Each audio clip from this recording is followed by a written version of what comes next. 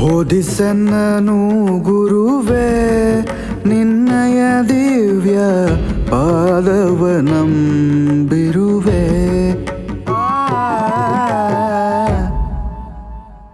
ಓಂ ಶ್ರೀ ಗುರುಭ್ಯೋ ನಮಃ. ದಾಸೋಹದ ಸೋಗೆಗೊಂಡು ಹೋಗಿ ಜಂಗಮವ ಕಂಡೆ, ಲಿಂಗವ ಕಂಡೆ, ಪ್ರಸಾದವ ಕಂಡೆ. ಇಂತಿ ಇವುಗಳ ಅರಿವು ಆಚಾರವನ್ನು ಕಂಡು ಚತುರ್ವಿಧ ಸಂಪನ್ನನಾದೆ ಕಾಣ ಕೂಡಲ ಸಂಗಮ ದೇವ ಅನ್ನುವ ಮಾತಿನಂತೆ ಈ ವಚನಕ್ಕೆ ಒಂದು ಜೀವಂತ ಉದಾಹರಣೆಯಂತೆ ಬದುಕಿರುವವರು ಮತ್ತಿನ್ಯಾರೂ ಅಲ್ಲ, ಪಂಡಿತ ಹನುಮಂತರಾಯಪ್ಪನವರು.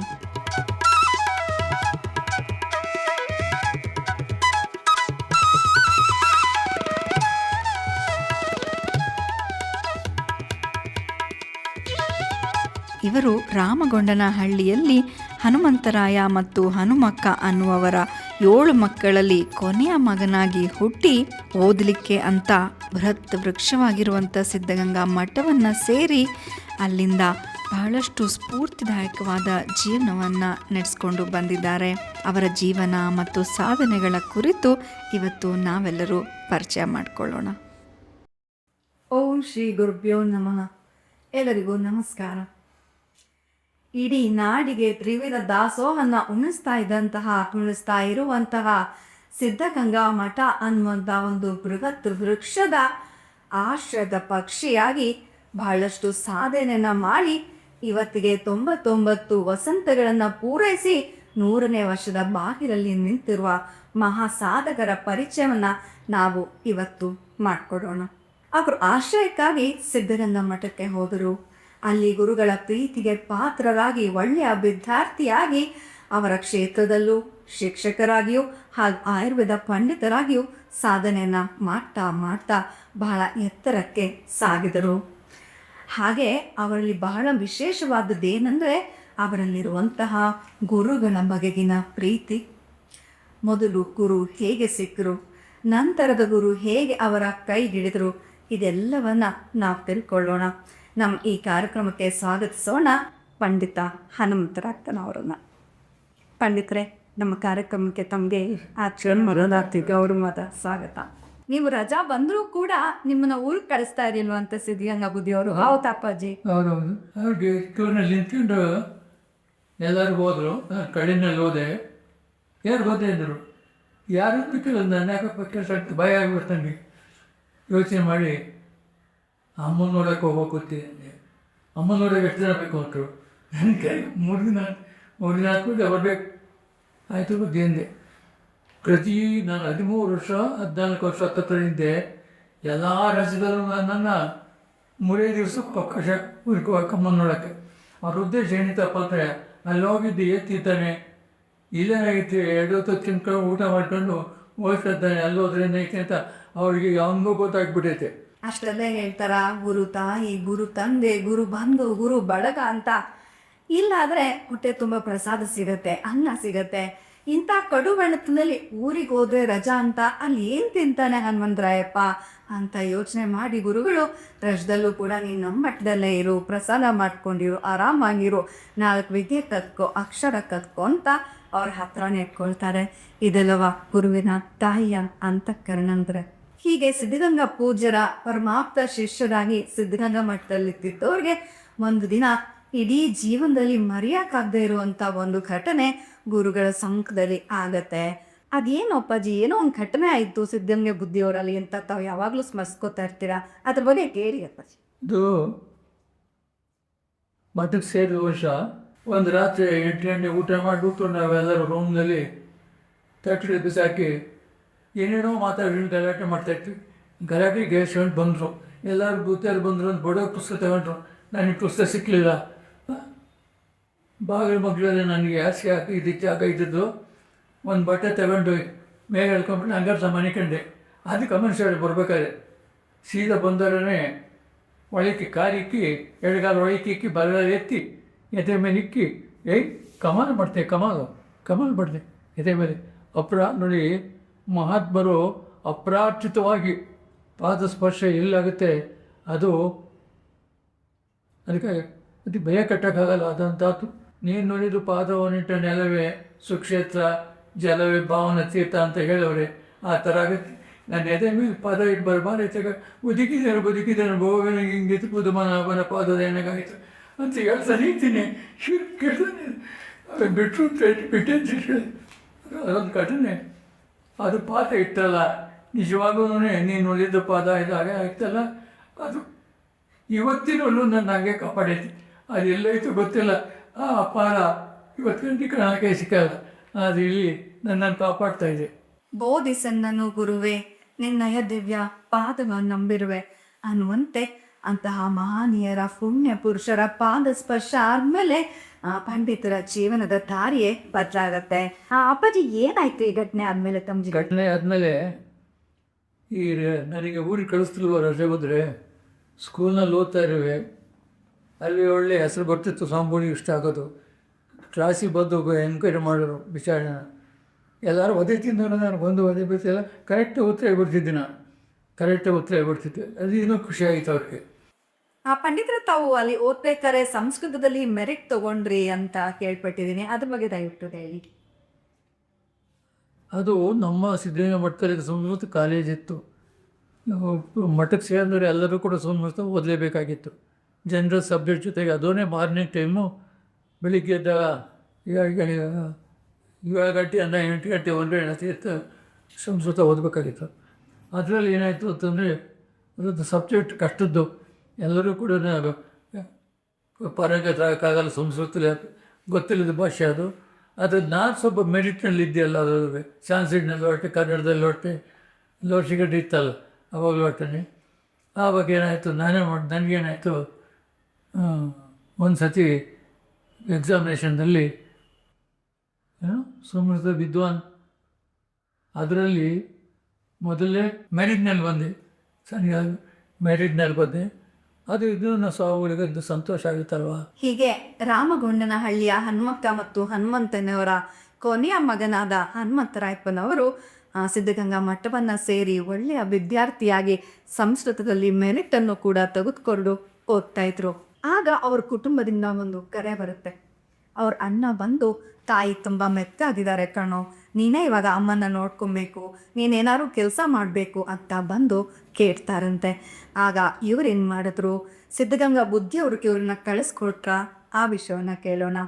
ಪಂಡಿತರು ದಯವಿಟ್ಟು ಏನಾಯ್ತು ಈ ಘಟನೆ ಕೇಳಿ. ಅವತ್ತು ನಮ್ಮ ಅಣ್ಣ ಬಂದು ಹೇಳಿದ ಮೇಲೆ ನನಗೂ ನೋವಾಯಿತು. ಅಜ್ಜರದ್ರ ಅವಾಗ ನಾವು ಸ್ವಾಮಿಗಳು ಅಂತೀವಿ, ಅಜ್ಜರನ್ನ ಸ್ವಾಮಿಗಳತ್ರ ಹೋಗಿ ಕೇಳಬೇಕಲ್ಲ, ಏನು ಕೇಳೋದು, ಏನು ಮಾಡೋದು ಯೋಚನೆ ಮಾಡಿ ದೊಡ್ಡ ಏನಾಗಿ ನೋಡೋಣ. ಅವರಿಗೆ ತಂದೆ ಒಂದು ನಮಗೆ ಪಾಠ ಹೇಳ್ಕೊಟ್ಟಿದ್ರು. 4 ಋಣ ಇರ್ತಾರೆ ಪ್ರತಿಯೊಬ್ಬ ಮನುಷ್ಯ ಹುಟ್ಟಿದ ಮೇಲೆ. 1 ದೇವ ಋಣ, 2 ಪಿತೃ ಋಣ, 3 ಸಾಮಾಜಿಕ ಋಣ, 3 ಗುರು ಋಣ, 4 ಸಾಮಾಜಿಕ ಋಣ. ಇವು 4 ಋಣ ತೀರಿಸಿ ಹುಟ್ಟಿದ್ದು ಸಾರ್ಥಕವಾಗುತ್ತೆ ಅಂತ ನಮ್ಗೆ ಹೇಳಿದರು. ಅದನ್ನು ನಾನೇ ಮಾಡಿದೆ, ಧೈರ್ಯ ಮಾಡ್ಕೊಂಡು ಹೋದೆ. ಅವರಿಗೆ ನನ್ನ ಮಠ ಬಿಡ್ಸೋಕೆ ಅವ್ರಿಗೆ ಇಷ್ಟ ಇರಲಿಲ್ಲ, ಮಠದಲ್ಲಿ ಇಟ್ಕೋಬೇಕಾಗಿತ್ತು. ಅಡ್ಮಿನಿಸ್ಟ್ರೇಷನ್ನು ಚೆನ್ನಾಗಿ ನೋಡ್ಕೊತಾ ಇದ್ದನಲ್ಲ, ಅದಕ್ಕೆ ಭಾಳ ಚೆನ್ನಾಗಿತ್ತು. ಅದಕ್ಕೊಂದು ಉದಾಹರಣೆ ಕೊಡ್ಬೋದಾ? ಅಲ್ಲಿ ಏನಾಯಿತು ಅಂದರೆ, ಈ ಮಠ ಇದು ಬಿಲ್ಡಿಂಗ್ಗಳು ಕಟ್ತಾಯಿದ್ರು. ಆ ಬೆಟ್ಟದಾಗಿರೋ ಕಲ್ಲುಗಳನ್ನ ಸೀಳಿಬಿಟ್ಟು ತಂದು ಮಠಕ್ಕೆ ಅಲ್ಲಿ ಕೆಲಸ ಮಾಡೋದಾಗ ಇಕ್ಕಬೇಕಾಗಿತ್ತು. ಅದಕ್ಕೆ ಜನನ ಮನೆ ನಮ್ಮ ಹೊನ್ನಡೆಯಿಂದ ಕಟ್ಸಿದ್ರು ಕಲ್ಲೊಡ್ಡನ್ನ ಮರ. ಅವ್ರು ನನಗೇನು ಮಾಡಿದ್ರು, ಇವನ್ನೆಲ್ಲ ಲೆಕ್ಕ ತಗೊಂಡು ವಾರಕ್ಕೆ ಹೊಸ ಲೆಕ್ಕ ಕೊಡಬೇಕು ಅಂತ ನನಗೆ ಕೊಟ್ಟು ನಾನೇ ಮಾಡಿದೆ. ಅವ್ರದ್ದೆಲ್ಲ ಲೆಕ್ಕ ಬರೋದು, ಯಾರ್ಯಾರು ಎಷ್ಟು ಜನ ಇತ್ತು, ಎಷ್ಟು ಜನ ಬಂದರು, ಯಾರ್ಯಾರು ಎಷ್ಟು ಕಲ್ಲು ಹೊಡೆದ್ರು, ಲೆಕ್ಕ ಆಗಿ ದುಡ್ಡು ಎಷ್ಟಾಗುತ್ತೆ ಅದನ್ನು ಅಂತೇಳಿ ಬರ್ಬೋದು ನೀಟ್ ಮಾಡಿ ಪ್ರತಿ $100 ಕೊಡ್ತಿದ್ದೆ. ಅವ್ರು ದುಡ್ಡು ಕೊಡೋರು ಅವ್ರಿಗೆ ಹಚ್ಚಿಬಿಡ್ತಿದ್ದೆ ನಾನು. ಅಂಗದ ಮೇಲೆ ಪಾದವನ್ನಿಟ್ಟು ಆಶೀರ್ವದಿಸೋ ಗುರುಗಳು, ಬುದ್ಧಿ ನಾನು ಮಠ ಬಿಟ್ಟು ಹೋಗೋ ಸಂದರ್ಭ ಬಂದಿದೆ, ನನ್ನ ತಾಯಿಯನ್ನು ನೋಡ್ಕೊಳ್ಳದೆ ಇದ್ರೆ ನನ್ನ ಜೀವನ ಸಾರ್ಥಕ ಅನಿಸೋದಿಲ್ಲ ಅಂತ ಕೇಳಲಿಕ್ಕೆ ಗುರುಗಳ ಹತ್ರ ಹೋಗ್ತಾರೆ. ಗುರುಗಳು ಏನಂದ್ರು ಅಪ್ಪಾಜಿ, ಏನಾಯಿತು ಅವರ? ಕೇಳಿ ಏನು ಮಾಡೋಕ್ಕೆ ಅಂತಾನೆ. ನಮ್ಮ ತಾಯಿ ಕೂಲಿನ ಮಾಡಿ ಸಾಕಿದ್ದಾರೆ ಬುದ್ಧಿ. ನಮ್ಮ ಅಣ್ಣ ಬಂದು ಕಣ್ಣೀರಾಗಿದ್ದ. ನಾನು ಸ್ಥಿತಿಲಿ ಕಣ್ಣಲ್ಲಿ ಕಷ್ಟ ಕಟ್ಟು ಇವಾಗ ಎದೆ ಕೆಲಸಕ್ಕೆ ಸೇರಿಸ್ಕೊಂಡ್ರೆ 4 ಕಣ್ಣು ಸಿಗ್ತದೆ, ಅಮ್ಮ ಸಾಕಬೇಕು ಅಂತ ಹೇಳಿ ಅದು ಅವ್ರನ್ನ ಬಿಡೋಕ್ಕೂ ಮನಸ್ಸಿಲ್ಲ, ಕಟ್ಟಣಕ್ಕೂ ಮನಸ್ಸಿಲ್ಲ. ಆ ಥರದಲ್ಲಿತ್ತು. ಅವಾಗ ಅವ್ರೇನು ಮಾಡಿ ಯೋಚನೆ ಮಾಡಿ ಕಡೆಗೆ ಅವ್ರ ದೃಷ್ಟಿ ಇದ್ದದ್ದು ನಾನು ದೊಡ್ಡ ವಿದ್ವಾಂಸ ಆಗಬೇಕು, ಮಠದ ಆಡಳಿತನೂ ನೋಡ್ಕೋಬೇಕು, ಮಠದಲ್ಲಿ ಇಟ್ಕೋಬೇಕು ಅಂತ ಅವ್ರಿಗೆ ಆಸೆ ಇತ್ತು. ಈಗ ಅದು ಆಸೆ ನಿರಾಸೆ ಆಗೋ ಪರಿಸ್ಥಿತಿ ಬಂತೆಲ್ಲ ಯೋಚನೆ ಮಾಡಿ ನಾನು ತಾಯಿ ಸೇವೆ ಮಾಡೋ ವಿಚಾರಕ್ಕೆ ನಾನು ಅಡ್ಡಿ ಬರಬಾರ್ದು ಅಂತೇಳಿ ಅಂತ ಅನಿಸಿರ್ಬೇಕು. ಅವಾಗಾಯಿತು. ಸಾಧಕ ವಿದ್ಯಾ ಬಾಧಕ ದ್ರವ್ಯ ಏನು ಅಂದರು ಹೇಳ್ದೆ. ಅದಕ್ಕೆ ಉತ್ತರ ಸಾಧನೆ ಹೇಳಿದೆ, ಉತ್ತರ ಹೇಳೋಕ್ಕಾಗಲಿಲ್ಲ. ಅವರೇನೇ ಸಾಧನೆ ಮಾಡಿದಷ್ಟು ವಿದ್ಯೆ ಬರುತ್ತೆ, ಶ್ರಮ ಪಟ್ಟು ಸಂಪತ್ತು ಬರುತ್ತೆ ಅಂತ ಹೇಳಿದರು. ಅಪ್ಪ ಮಾಡ್ತೇನೆ ಬುದ್ಧಿ ಅಂತೇಳಿ ಆಟ ಬಿತ್ತು ಹೋದೆ. ಅದಾದ್ಮೇಲೆ ಕೆಲಸದತ್ತ ಇವರು ಹೊರಡ್ತಾರೆ ಮಠವನ್ನ ಬಿಟ್ಟು. ಮೊದಲನೇದಾಗಿ ಒಬ್ರು ಶಿಕ್ಷಕರಾಗಿ ಇವರಿಗೆ ಕೆಲಸ ಸಿಗತ್ತೆ ತಿಪ್ಟೂರಿನಲ್ಲಿ. ಆ ಕೆಲ್ಸಕ್ಕೆ ಹೋದಾಗ ಏನಾಯ್ತು, ತಮ್ಮ ಮೊದಲ ಸಂಬಳ ಏನಿತ್ತು ಅದ್ರ ಬಗ್ಗೆ ತಿಳಿಸ್ಕೊಡಿ. ಮೊದಲನೇ ಸಂಬಳ 30 ರೂಪಾಯಿ ಇತ್ತು. 30 ರೂಪಾಯಿ ಸಾಕಾಗ್ತಿರಲಿಲ್ಲ. ಇಂದು ಬೊಂಬೇಷ್ಟು ಪಕ್ಕದವ್ರು ನಾನು 20 ರೂಪಾಯಿ ಸಂಬಳ. ಅವನು ಜ್ಯೋತಿಷ ಹೇಳ್ಕೊಂಡು ನಾನು ಎಲ್ಲಿ ಹೆಚ್ಚಿಗೆ ಸಂಬಳ ತಗೊಂತ ಸಂಪಾದನೆ ಮಾಡ್ತಿದ್ದೆ. ನಾನು ಅದನ್ನು ಕಲಿತೆ, ಚೆನ್ನಾಗಿ ಕಲಿತು ನನ್ನ ಪ್ರಚಾರಕ್ಕೆ ತರಬೇಕು ಅಂತ ಪ್ರಯತ್ನ ಪಟ್ಟೆ. ಅದು 1-2-3 ಟೈಮ್ ನೋಡಿದೆ, ದುಡ್ಡು ಗೊತ್ತು. ಇನ್ನು ಬೇರೆಯವ್ರನ್ನೆಲ್ಲ ಕಥೆ ಎಲ್ಲ ಓದಿದೆ ನಾನು. ಇದು ಬೇಡ, ಸತ್ಯಕ್ಕೆ ದೂರವಾದ ಜಾಸ್ತಿ ಬರ್ತವೆ, ಸತ್ಯಕ್ಕೆ ಸಮೀಪವಾದವು ಕಡಿಮೆ ಬರ್ತವೆ. ಇದನ್ನು ಅವರ ಸತ್ಯಕ್ಕೆ ನಂಬಿಕೆ ಕೆಟ್ಟವ್ರು ಶಾಪ ಇರ್ತಾರೆ, ಬೇಡ ಅಂತ ಬಿಟ್ಬಿಟ್ಟೆ ನಾನು. ತಿಂಗಳಿಗೆ 30 ರೂಪಾಯಿ ಸಂಬಳಕ್ಕೆ ಶಿಕ್ಷಕರಾಗಿ ಹೋದವರು ಜ್ಯೋತಿಷವನ್ನ ಕಲಿಯೋಣ, ಅದರಿಂದ ಸ್ವಲ್ಪ ಕಾಸು ಸಿಗತ್ತೆ ಅಂತ ಜ್ಯೋತಿಷವನ್ನ ಕಲಿತು ಹೇಳ್ತಾ ಇದ್ರು. ಆದ್ರೆ ಅವ್ರಿಗೆ ಅದು ಮನಸ್ಸಿಗೆ ಒಪ್ಪಿಗೆ ಆಗ್ಲಿಲ್ಲ. ಇಲ್ಲ, ಯಾಕೋ ನನಗೆ ಸರಿ ಹೋಗ್ತಾ ಇಲ್ಲ, ಇದ್ರ ಸತ್ಯ ಇದೆ, ನನಗೆ ಇದರಲ್ಲಿ ಒಂದು ಸಮಾಧಾನ ಇದೆ ಅಂತ ಅನ್ನಿಸ್ತಾ ಇಲ್ಲ ಅಂತ ಆ ಒಂದು ವೃತ್ತಿಯನ್ನು ಅವರು ಅಲ್ಲಿಗೆ ಬಿಟ್ಬಿಡ್ತಾರೆ. ಬಿಟ್ಬಿಟ್ಟು ತಮ್ಮ ಶಿಕ್ಷಕರ ವೃತ್ತಿಯನ್ನು ಮುಂದುವರಿಸ್ಕೊಂಡು ಹೋಗ್ತಾರೆ. ಹೀಗೆ ಆ ಕಾಲದಲ್ಲಿಯೇ ಚೆನ್ನಾಗಿ ಓದ್ಕೊಂಡು ಶಿಕ್ಷಕರ ಕೆಲಸದಲ್ಲೂ ಇದ್ದಂಥ ಇವರಿಗೆ ಬಹಳ ಡಿಮ್ಯಾಂಡು. ಯಾವುದಕ್ಕೆ? ಮದುವೆಗೆ. ತೆರೆದ ಬಾಗಿಲು ನನ್ನೆದೆ ಒಳಗೆ ಬಾರೆನ್ನೊಲ್ಲೆ ಅನ್ನುವಂತೆ ಎಲ್ಲ ಜೀವನದಲ್ಲಿ ಬಹಳ ಸಂಗತಿಯಾಗಿ ಬರ್ತಾರೆ ಗಂಗಮ್ಮ ಅವರು. ಏನಾಯ್ತು, ತುಂಬಾ ಡಿಮ್ಯಾಂಡ್ ಇದ್ದ ನೀವು ಅಕ್ಕನ ಮಗಳನ್ನ ಹೆಂಗ್ ಮದ್ವೆ ಆದ್ರಿ? ಅದು ಪ್ರಚಾರ ಆಗಿಬಿಡ್ತು. ನಮ್ಮ ಅಮ್ಮನ ಕಿವಿ ಬಿತ್ತು. ಅಮ್ಮ ಪಕ್ಕದಲ್ಲಿ ಮನೆಗಳಲ್ಲಿ ಇರ್ತಾರಲ್ಲ ಬಚ್ಚೆ ಫ್ರೆಂಡ್ಗಳು, ಅವ್ರ ಹತ್ರ ಹೇಳ್ಕೊಂಡು ಕಣ್ಣೀರು ಹಾಕಿದ್ಲು. ನಾನು ನನ್ನ ಮಗಳನ್ನ ಕಂಕ್ಲೆ ಹಿಡ್ಕೊಂಬಂದು ಸಾಕಿ ಇವಳನ್ನೇ ನನ್ನ ಮಗನಿಗೆ ಕೊಟ್ಟರೆ ಇವಳು ನನ್ನ ಸೆನ ಸಾಕ್ತಾಳೆ ಅಂತೇಳಿ ನಾನಿದ್ದೆ. ಇವತ್ತು ಯಾರನ್ನೋ ಇವಳು ಮದುವೆ ಹೆಣ್ಮಕ್ಳು ಮದುವೆ ಮಾಡಿಬಿಟ್ಟು ನಾನು ನೋಡ್ಕೊಂತಲ್ಲ ಅಂತೇಳಿ ಫ್ರೆಂಡ್ಗಳು ಅಂತೇಳಿ ಕಣ್ಣೀರು ಹಾಕ್ಬಿಟ್ಟವ್ರೆ. ಅವ್ರು ಬಂದು ನನಗೆ ಅಂತ ಹೇಳಿದ್ರು. ನನಗೆ ಅವತ್ತೆಲ್ಲ ನಾವು ಥರ ಸಾಕಾದಂಗಾಯ್ತು. ನಾನು ಅವನು ಬಂದು, ಅಮ್ಮ ನನಗೆ ವಿಷಯ ಬಿತ್ತು, ನೀನು ನೋವು ಇವತ್ತು ಕೋಟ್ಯಾಧೀಶ್ವರನೇ ಬರಲಿ ಕಟ್ತೀನಿ, ನಾನು ಹೋಗಲ್ಲ. ಇವತ್ತು ನೀವೇ ನನಗೆ ಸರ್ವ ಸಂಪತ್ತು. ನಾನು ಯಾವ ಹೆಣ್ಣು ಬರಲಿ, ತ್ರಿಲೋಕ ಸುಂದರಿ ಬಂದ್ರೂ ನನಗೆ ಬೇಡ, ನೀನು ದುಃಖ ಮಾಡೋದು ಬೇಡ ಅಂತ ಹೇಳ್ಬಿಟ್ಟೆ. ಸೊ ಹೀಗೆ ಅಕ್ಕನ ಮಗಳಾದ ಗಂಗಮ್ಮರನ್ನ ಮದುವೆ ಆಗಿ ಸುದೀರ್ಘ ಸಾಂಸಾರಿಕ ಜೀವನವನ್ನ ಸಂತೋಷದಿಂದ ನಡೆಸ್ಕೊಂಡು ಬರ್ತಾ ಇದ್ದಾರೆ. ಇವತ್ತಿಗೂ ಕೂಡ ಬಹಳ ಅನ್ಯೋನ್ಯವಾಗಿದ್ದಾರೆ ಪಂಡಿತ್ ಹನುಮಂತರಾಯಪ್ಪನವರು ಮತ್ತು ಗಂಗಮ್ಮ ತಾಯಿಯವರು. ಪಂಡಿತರೇ, ನೀವು ಅದಾದ್ಮೇಲೆ ಶಿಕ್ಷಕರಾಗಿ ಮುಂದುವರಿತಾ ಬೆಂಗಳೂರಿಗೆ ವರ್ಗ ಆಗಿ ಬರ್ತೀರಾ? ಇಲ್ಲ, ಆ ಘಟ್ಟದ ಬಗ್ಗೆ ಹೇಳಿ. ಅಲ್ಲೇನಾಯಿತು, ಪ್ರೈವೇಟ್ನಲ್ಲಿ SLC ಮಾಡ್ಕೊಂಡೆ, ಮ್ಯಾಟ್ರಿಕ್ ಸೇರ್ಕಡೆ ಅದನ್ನ ಬಿಟ್ಟು ಜ್ಯೋತಿಷ್ಯನ SLC ಮಾಡ್ಕೊಂಡು ಹೆಂಗೆ ಡಿಗ್ರಿ ಮಾಡ್ಕೊಂಡು ಆಯಿತು. ಪ್ರಮೋಷನ್ ಸಿಕ್ತು. ಪ್ರೈಮರಿ ಸ್ಕೂಲಿನಿಂದ ಹೈಸ್ಕೂಲಿಗೆ ಪ್ರಮೋಷನ್ ಸಿಕ್ಕಿದಾಗ ನಾನು ಪರಿಚಯ ಮಾಡಿಕೊಟ್ರು. ಇವಾಗ ಲೋಡ್ ಸೆಕ್ರೆಟ್ರಿ ಇದು SLC ಮಾಡ್ಕೊಂಡು ಡಿಗ್ರಿ ಮಾಡ್ಕೊಂಡ್ಬಿಟ್ಟಿದ್ದೆ. ಅಷ್ಟೊತ್ತಿಗೆ ಡಿಗ್ರಿ ಮಾಡ್ಕೊಂಡು ಹೈಸ್ಕೂಲಿಗೆ ಚಾನ್ಸ್ ಸಿಗ್ತದೆ, ಎಲ್ಲ ನಾವು ಒಳ್ಳೆ ಕಡೆಗೆ ಹಾಕಿಕೊಡಿ, ಒಳ್ಳೆ ಹುಡುಗ ಅಂತ ಹೇಳ್ಬಿಟ್ಟು ಹೋಗಿದ್ರು. ಹಿಂದಿನ ಹೇಳಿದ್ರು ಅವ್ರ ಡೇಟಿಗೆ ಹೋದೆ ನಾನು ಅವ್ರ ಮನೆಗೆ. ಫೋರ್ಟ್ ಸ್ಕೂಲ್ನಾಗೆ ಒಂದು ಸೆಂಟ್ರಲ್ ಸ್ಕೂಲ್ನಾಗ ಒಂದು 2 ವೀಕೆಂಡ್ಸ್ ಇದ್ದಾವೆ, ಯಾವ ಬೇಕಾ ನಿನಗೆ ಅಂದರು. ಬುದ್ಧಿ ನಾನು ಬಡವ ಬುದ್ಧಿ, ನನಗೆ ಯಾವುದನ್ನ ಒಂದು ಹಳ್ಳಿಗೆ ಹಾಕಿ ಯಾವುದನ್ನ ಹಳ್ಳಿಲಿದ್ದರೆ ಹೆಂಗೋ ಜೀವನ ಸಾಗುತ್ತೆ. ಬೆಂಗಳೂರು ಪೇಟೆ ಒಳಗಡೆ ಜೀವನ ಮಾಡೋದು ನಂಗೆ ಶಕ್ತಿ ಎಲ್ಲ ಬುದ್ಧಿ, ಬೇಡ ಬೆಂಗಳೂರು ಬೇಕು ಅಂತ ಹೇಳ್ಬಿಟ್ಟು ರಾಜಕೀಯ ಪ್ರಚಾರಗಳು, ರಾಜರುಗಳು ಮಂತ್ರಿಗಳು ಅವರು ಇವರೆಲ್ಲ ಬಂದು ಒತ್ತಡ ಆಗ್ತಾರೆ. ನಾನಾಗೆ ನಾನು ಕೊಡ್ತೀನಿ, ಬೇಡ ಏನಂತ ಪೆದ್ದ ಅವನ ಹಿಂಗೆ ಅಂದ್ಬಿಟ್ರು. ಏನು ಮಾಡಪ್ಪತಿ, ಬಡತನ ನನಗೆ ಹಂಗೆ ಅನ್ಸುತ್ತೆ ಅಂತಿಲ್ಲ. ನೀನು ನೋಡ್ರಿ ಏನೋ ಭವಿಷ್ಯ ಕಾಣುತ್ತೆ, ಇಲ್ಲಿ ಸೆಂಟ್ರಲ್ ಸ್ಕೂಲ್ ನಮ್ಮ ಆಫೀಸ್ಗೆ ಹತ್ತಿರದಲ್ಲಿ ಐತೆ, ಇಲ್ಲಿಗೆ ಹಾಕಿ ಕೊಡ್ತೀನಿ ಅಂತ ಮೋಸ ಬಿಟ್ಟಿಲ್ಲ. ಸಾಧಕ ವಿದ್ಯಾ ಬಾಧಕ ದ್ರವ್ಯ ಅನ್ನುವಂಥ ಒಂದು ದೊಡ್ಡ ಪಾಠವನ್ನ ಸಿದ್ಧಗಂಗಾ ಬುದ್ಧಿಯವರಿಂದ ಕಲಿತು ತಮ್ಮ ವೃತ್ತಿ ಬದುಕನ್ನು ಶಿಕ್ಷಕರಾಗಿ ಮುಂದುವರಿಸ್ತಾ ಮದುವೆಯನ್ನು ಮಾಡಿಕೊಂಡು ಹೀಗೆ ಸಂಸಾರವನ್ನು ನಡೆಸ್ಕೊಂಡು ಬೆಂಗಳೂರಿಗೆ ಶಿಕ್ಷಕರಾಗಿ ವರ್ಗವಾಗಿ ಬರ್ತಾರೆ. ಬೆಂಗಳೂರಿಗೆ ಶಿಕ್ಷಕರಾಗಿ ವರ್ಗವಾಗಿ ಬಂದಮೇಲೆ ಕನ್ನಡ ಪಂಡಿತ ಪರೀಕ್ಷೆಯಲ್ಲೂ ಕೂಡ ಇವರು ತೇರ್ಗಡೆಯನ್ನು ಹೊಂದಿದ್ದಾರೆ. ಹಾಗೆ ನಮ್ಮ ಕರ್ನಾಟಕದ ಪಠ್ಯ ಪುಸ್ತಕ ಸಮಿತಿಯಲ್ಲೂ ಕೂಡ ಇವರು ಬಹಳ ವರ್ಷ ಕಾರ್ಯವನ್ನು ಮಾಡಿರ್ತಾರೆ. ಹಿರಿಯರಾದಂಥ ಹಾಮಾನಾಯ್ಕರು ಹಾಗೂ ಶ್ಯಾಮರಾಯರು ಇವರೊಂದಿಗೆ ಇವರು ಪಠ್ಯ ಪುಸ್ತಕ ಸಮಿತಿಯಲ್ಲಿ ಕೆಲಸವನ್ನು ಕೂಡ ಮಾಡ್ತಾರೆ.